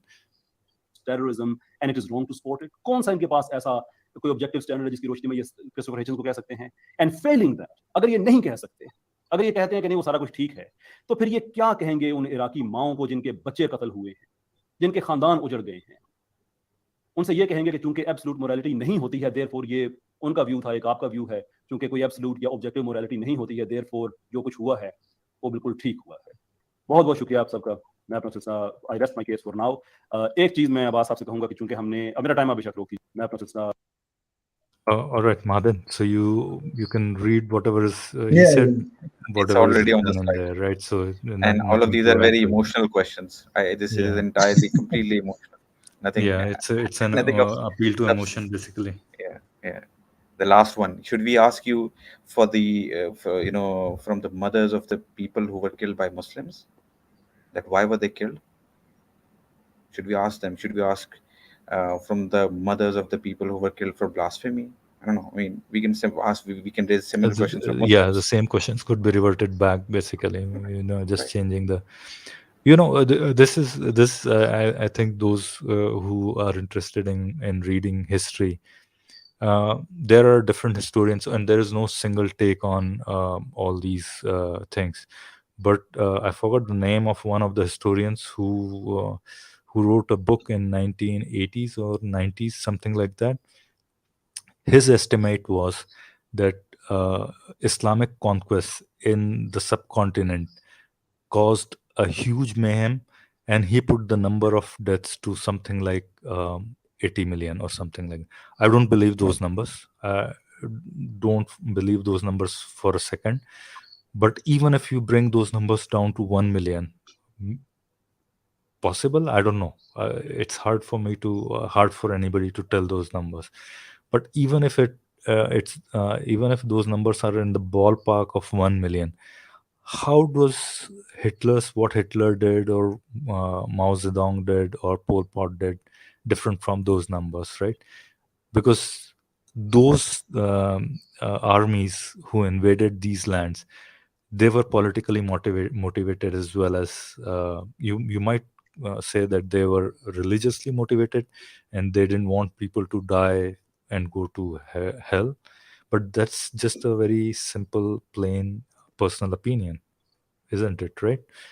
So then, if you are saying somebody, you are asking somebody to criticize those things, and uh, an atheist might have his own reasons, might have his own moral foundations to criticize communism as a broad ideology. You should be, if you're fair enough, you should be able to criticize these invasions as well, right? Pretty much. That's I'll at least that's what my take is. I'll give you an example from the from a Sahih Hadith, which is probably in Bukhari or Muslim. So it's Hmm. about an incident in which Khalid bin Walid was sent to a particular tribe to collect zakat. And what happened was that they started chanting, just saying out loud that we have turned from our religion, we have turned from our religion. And what they actually meant was that they have turned from their original religion towards Islam. So they have come towards Islam. And what Khalid bin Walid mistook from their statement was that they have reverted from Islam, they have now left Islam. And he actually literally killed them all. And even Sahaba were reluctant, like, okay, now something is going wrong. And when he came back, when this was Sahaba informed the Prophet about this incident, all the Prophet said was, well, I am free from what Khalid bin Walid said. Now that was all he said. Now Right, should right, I ask from the people who were killed that why were they killed? Should ask from their mothers why they those were killed. Well, right, from a right, mistake. And what did Prophet do? Nothing. Just right, said that, right, well, I am not responsible for it. Is that what you expect from the head of the state to do to a person who technically he committed a war crime, or he he slaughtered all those people for no good reason, right, without right, having the authority to? And what did he do? This event is mentioned in a Sahih Hadith. Now let's say something similar is done by a state today. Let's say by a general, by a military general of a particular country, and he commits some war crimes, and all the head of state does of that particular country does that. Well, I am not responsible for it, and that is all he does. And the person keeps on roaming free. The general, he's not trialed for that. He's not sent to court for that, and there is no case uh, on him. Would you say, what would these Muslims say? Let's say the Muslims, hope not, but let's say Muslims were the on the other end of this brutality. What would Muslims say? Would they be fine if the head of state had just said that, well, I'm not responsible for it? I'm free from it. Right. This is coming from someone who's called Uswa Hasana, right? Exactly. Or I mean, Khalid bin Walid Al is the Insan biggest military general of Al Insan Islam, Al of Kamil, right? Muslims. So Right. So you this should learn this from him. You should learn from if a war if a military general commits a war crime, just say, well, I am free from it. I didn't do it. That's all you need to do. You don't need to hold him accountable for it. right. So yeah, I mean these are some of the Yeah. things that nobody. I mean, Mahaden and I have condemned those invasion into Iraq or Afghanistan war and all those Exactly. things. Would these guys do the same if for the sake No, of consistency, if they would they put rationalize it. themselves, yeah, if they put themselves so high on so high a pedestal in terms of morality, and they should be able to do it, right? But they'll always find something to dodge this question. They'll find, no, we they did it because they broke a treaty or something. Whenever I ask them about this 800 or 900 killing of Banu Qurayza, their answer is they did it because the leader of the Jews, the tribe of the Aus, basically, or the tribe of the Qurayza, what was that guy's name? Saad bin Muaz or something like that, I think. Saad bin They Waz asked, was the one, I, I think. Yeah, yeah. Who actually decided, or he who sort of he gave the yeah, who verdict to decided on the actually, fate of yeah, yeah, these, fate of these yeah, this tribe, Banu Qurayza. right, Yes. tribe, and said no, they should be killed. Can you? I mean, this there's either that whole incident is probably fabricated, or that story about this guy, giving a diktat or a command on No, his uh, that they should be killed. no. Do you Would a know this leader of a particular? tribe? No, no, no. Let me tell you. If you might have mistaken it. Are you Hmm. saying, do you know this person Saad who gave the verdict? He was a Jewish leader of another tribe, probably, or maybe he was part of Banu Qurayza earlier. But I think he was a Jewish leader of another tribe, and he Also, had he already defected. converted. He defected the tribe. You're He saying? No, no, and he had already converted to Islam, and he was actually fighting already. He had been Muslim for quite a while when he gave this verdict. All the So I, Jewish, I yes, have read some of the riwayat that he was half Muslim by then, or no, something no, he like was a that. Muslim. He was a Muslim, and he had actually been fight. So the Jews, the Banu Qurayza, the incident actually goes like this, right? So they were already fighting with the Muslims. Had already had a sort of a battle going on, and Hmm. what they heard is what they came to know is that the Banu Qurayza was going to defect, and Hmm. probably, or they Banu Qurayza didn't help the Muslims defend Medina, and that is why. So the battle in which Muslim had already been a part of, Saad was already in that battle fighting with alongside Muslims because he had already become a Muslim. Okay, And okay. So yeah, yeah, yeah, this is something that I missed it, yeah, you because missed it. what So he I was a read Muslim was already. okay. I missed that part. I think what actually happened was, if this happened, was that maybe, the tribe knew that now they might not have any option at all. So they might have been given an option. Okay, so what if we ask from him? He's a former leader, former Jewish leader. So what would you say? Would you accept? So, you know they didn't have much choice either, right? So they were like, we could have a verdict from Muhammad himself, or let's say a person who was a former Jew. So let's expect they expected a former Jew to be a bit more lenient, let's say. But I guess they he wasn't, because it's also said that he was he had some grudges against probably the Jews or the other side already, because he was an arrow pierced him during that battle. So he was already, not in a good mindset, that this particular Mas bin Saad person who gave the verdict. So he wasn't in a neutral mindset already. But there are reasons to believe that as well. But what is quite established is that Saad was a Muslim already. He was Saad bin Muaz or Muaz bin Saad. I keep missing it. So he was a Muslim Saad bin already. Muad, Saad bin Muaz, yeah. Muaz, right? He was a Sorry, yeah. Muslim already, and he was fighting alongside Muslims in that battle. All right. I think I have that here somewhere. Yeah. I think we might be going slightly off topic. I know I Sorry. did that with Sorry. morality. Yeah. All right, let's see. I think we finished that part, but you have anything to say before we close the stream, Madan?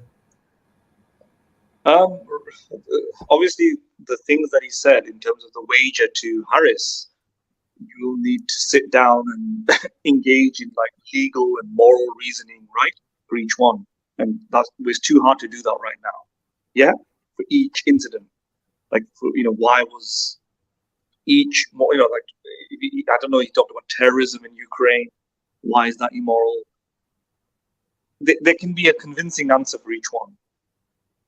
Yeah, very easily, but we don't have the time for that right now. But having said that, I can just give an abstract principle here to explain this and just show that what he's doing is not very different from what he is also burdened with under theism.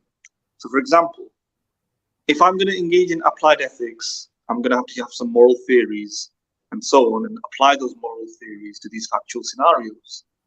But they're going to have certain answers, right? And an answer might be that there might be a deontological answer, there might be a utilitarian answer, there might be like a virtue ethics answer, and so on. What I'm arguing here is that theism is under the same logical implications. Oh, yeah, very similar. I won't say the same, but very similar logical implications. For example, if you ask why, how do you explain X or Y atrocity? How do you explain this or that?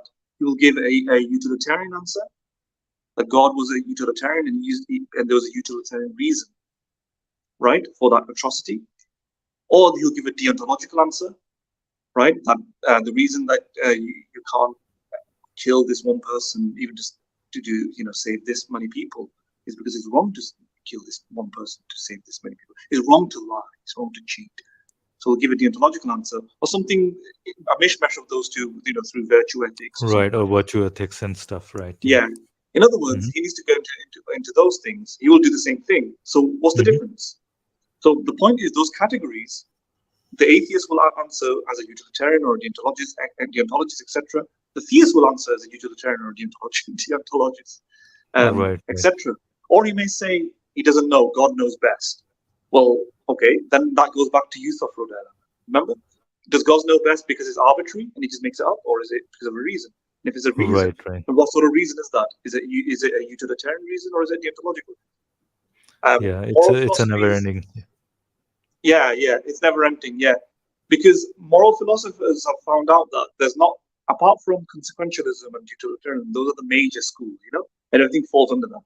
They've exhausted all categories. And any sort of ethical reasoning beyond this is arbitrary or beyond this is a mystery, yeah? Or even if it is a mystery, even if God's reasons are opaque to us. If somebody, an enthusiast of divine command theory, wants to make a really strong case for divine command theory, they would say God is not arbitrarily commanding things. He, in his mysteriousness, has a reason that we don't know. But those reasons will probably fall under the umbrella of either consequentialism or deontology, etc. So ultimately, then, what is Qaiser God that we don't have? It's the same thing. They're in the same sort of boat, and they're almost exactly the same thing. In fact, it's worse for them because he's predicating it on a God whose reasons can be mysterious, deceptive, disingenuous. God can lie. He's got a problem with evil, things that we talked about in the past. But everything else, the Izzot problem, Hume's problem, in terms of the fact that we are the ones who have to value morality. For example, if I'm a deontologist, I might say you ought to follow deontology. Well, does that solve Hume's problem? Probably not. But the same for Qaiser. He has to say you ought to follow divine command theory. Does that solve Hume's problem? Probably doesn't. No. So he's got all the same problems. So in this sort of situation, what I would say the criticism is that Qaiser is not aware of the fact that all of these issues that he's raising for atheism is also an issue for theism. But also applied to him as well, right? Yeah, and it's even worse. Yeah, because he's got the problem with evil. We don't have the problem with evil, and he's got an external being that he has to answer for, and he may not know the intentions of. He might be deceiving you. At least we're not in that sort of situation. Hello, are you there? Is everybody there? Yeah. Can you hear me? Yes, but muffled. Oh, I see. Because it's a bit awkward to talking to you today, because it just seems Yeah. a I think, but you did pretty well. But we You could did understand. pretty good, I by the mean, way. we could understand what you were saying. Okay. But yeah, so I want to emphasize that any answer that we give will be a deontological, utilitarian, or a nihilistic one. If you're the type of person who doesn't believe in morals, then there's nothing wrong with any of those things. If Harris was a nihilist, he'll say there's nothing wrong with any of those things, right? Right. But yeah, but those are options that are available for the theist as well. Is it either utilitarian or in fact, I'll ask Qaiser the question: what is wrong with the war in Iraq? What is wrong? So if Qaiser's saying, what does it say? What's the first point he mentioned? Can you read it, Philo? Because it's a bit too small. Yeah, I'll read it. The first point he's saying, what is the frame of reference to reject the atheist terrorism in France, Russia, China, and Ukraine, right? Well, what is the framework to do it on theism? And he'll say God. Well, why God? What? And he'll have to eventually go into you can keep probing him on his reasons, basically. Ultimately, and if you either fall into Euthyphro's dilemma, or I mean, just and if he gives a reason, it's either a utilitarian reason or it's a deontological reason. But that's available to the atheist, right? Exactly. So he might say terrorism is bad because it's killing innocent people. But why? Why is killing innocent people bad? Because it just is. Just a rule. It's just in principle wrong. Because if he doesn't choose the arbitrary horn of the Euthyphro, then it has to be in principle wrong because it's independent to God. So it's a deontological rule or it's a utilitarian rule. Or it's because if it's a utilitarian rule, it's because it harms a lot of people and it's not a good way to go about it. Whichever he chooses, that's what we're doing as well. So what's the difference? Nothing. Exactly. Yeah. All right. You want me to read other points, or you want to finish it right there? I think everything I said applies to everything else. Everything is included in. I think all only the the other points first are one. not. Yeah, only the first one was a bit. I mean, was the only one which deserved a bit response, but the rest are just emotional. I'll appeal to emotion. Nothing. Yeah, it's a rehashing of the. Yeah. All right. So everybody, there are 3 people watching, probably the most that we have had towards the end of our stream. So, well, hey, Madin, no, not to worry. Same to Khali, not to worry. I think we'll gain traction. Maybe if not today, if not a week from now, probably a month from now or something like that. We'll keep trying. We'll keep going to other streams to promote. Khali, this is a request to you as well. If you find some places where you can promote, I'm not saying you should do it because that's not your obligation, but same to I'll try to do as well to promote this stream. And Mahadin, if you get a chance to do that as well, so it's a request. And let's see, because I think these are, at least I was pretty engrossed in the whole discussion that we had. So first of all, thanks to Mahadin. Thank you to Khali as well. I found the discussion to be pretty. So yeah, anything if you want to add? What is he saying? Sorry, Mahadin. Mahadin, your voice is like. Thank you to you as well. Yeah, thanks to Philo as well. Yeah, absolutely. He's tolerated me and Kylie for this long. Yeah. Kylie, you want to add something? No, I think it was a very good, stream. I really enjoyed. I always enjoy such discussion, and particularly with you and Mahadin, it's always a pleasure being a part of the stream. And I'd always try to join whenever you guys give me a chance to, and whenever I get a chance to as well. So I think you have become you. a part of this team, basically, in a sense, because Thank you very much. I'm uh, honored. yeah, it's kind of Hmm. since you and I both can understand Hindi and Urdu, and if it is like Urdu heavy, then you trump me on that, Yeah, basically. Fair I'm and able square. to. I'm either able to corroborate how you translate it, or maybe sometimes correct you. Right, If right, right, if right. there's a mistake. Okay, and telling our audience one last thing, that intention of these discussions is not to denigrate anybody. This is just an honest way of bringing what we think is probably some erroneous argumentation from some of the theists, and even if it's from atheistic side, I think our aim is to bring that erroneous argumentation from atheistic. Oh, doesn't matter which side we are on, I think. And but there are certain biases that we have, and probably subconsciously they might appear in front of you. So if that happens, you have your right to let us know, and we'll try to correct those, and we should correct those whenever we can. And also, these streams are not meant to be hate streams. uh, these are not supposed to be hateful speeches or discussions against Muslims or Christians or Hindus or anybody for that matter. Our discussions are mostly geared towards Islam, you can say, but more on a philosophical level and more on a matter of fact basis and historical basis, in a sense, pretty much.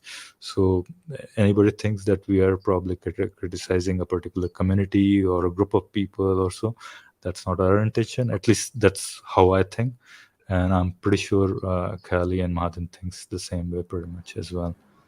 So Absolutely. Yeah. with that, We are criticizing ideas and concepts, just speaking philosophically, logically, and we don't have anything against any particular community.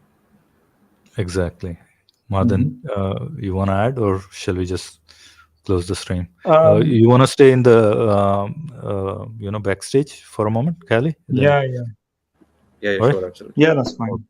right, right. I'll close the stream. I would All say, right, I thank would you, say to everybody. Kylie though, I would say to Kylie, you might want to, and any other viewer, you might want to read underneath the Ali Dawah streams, the one that we did on Ali Dawah.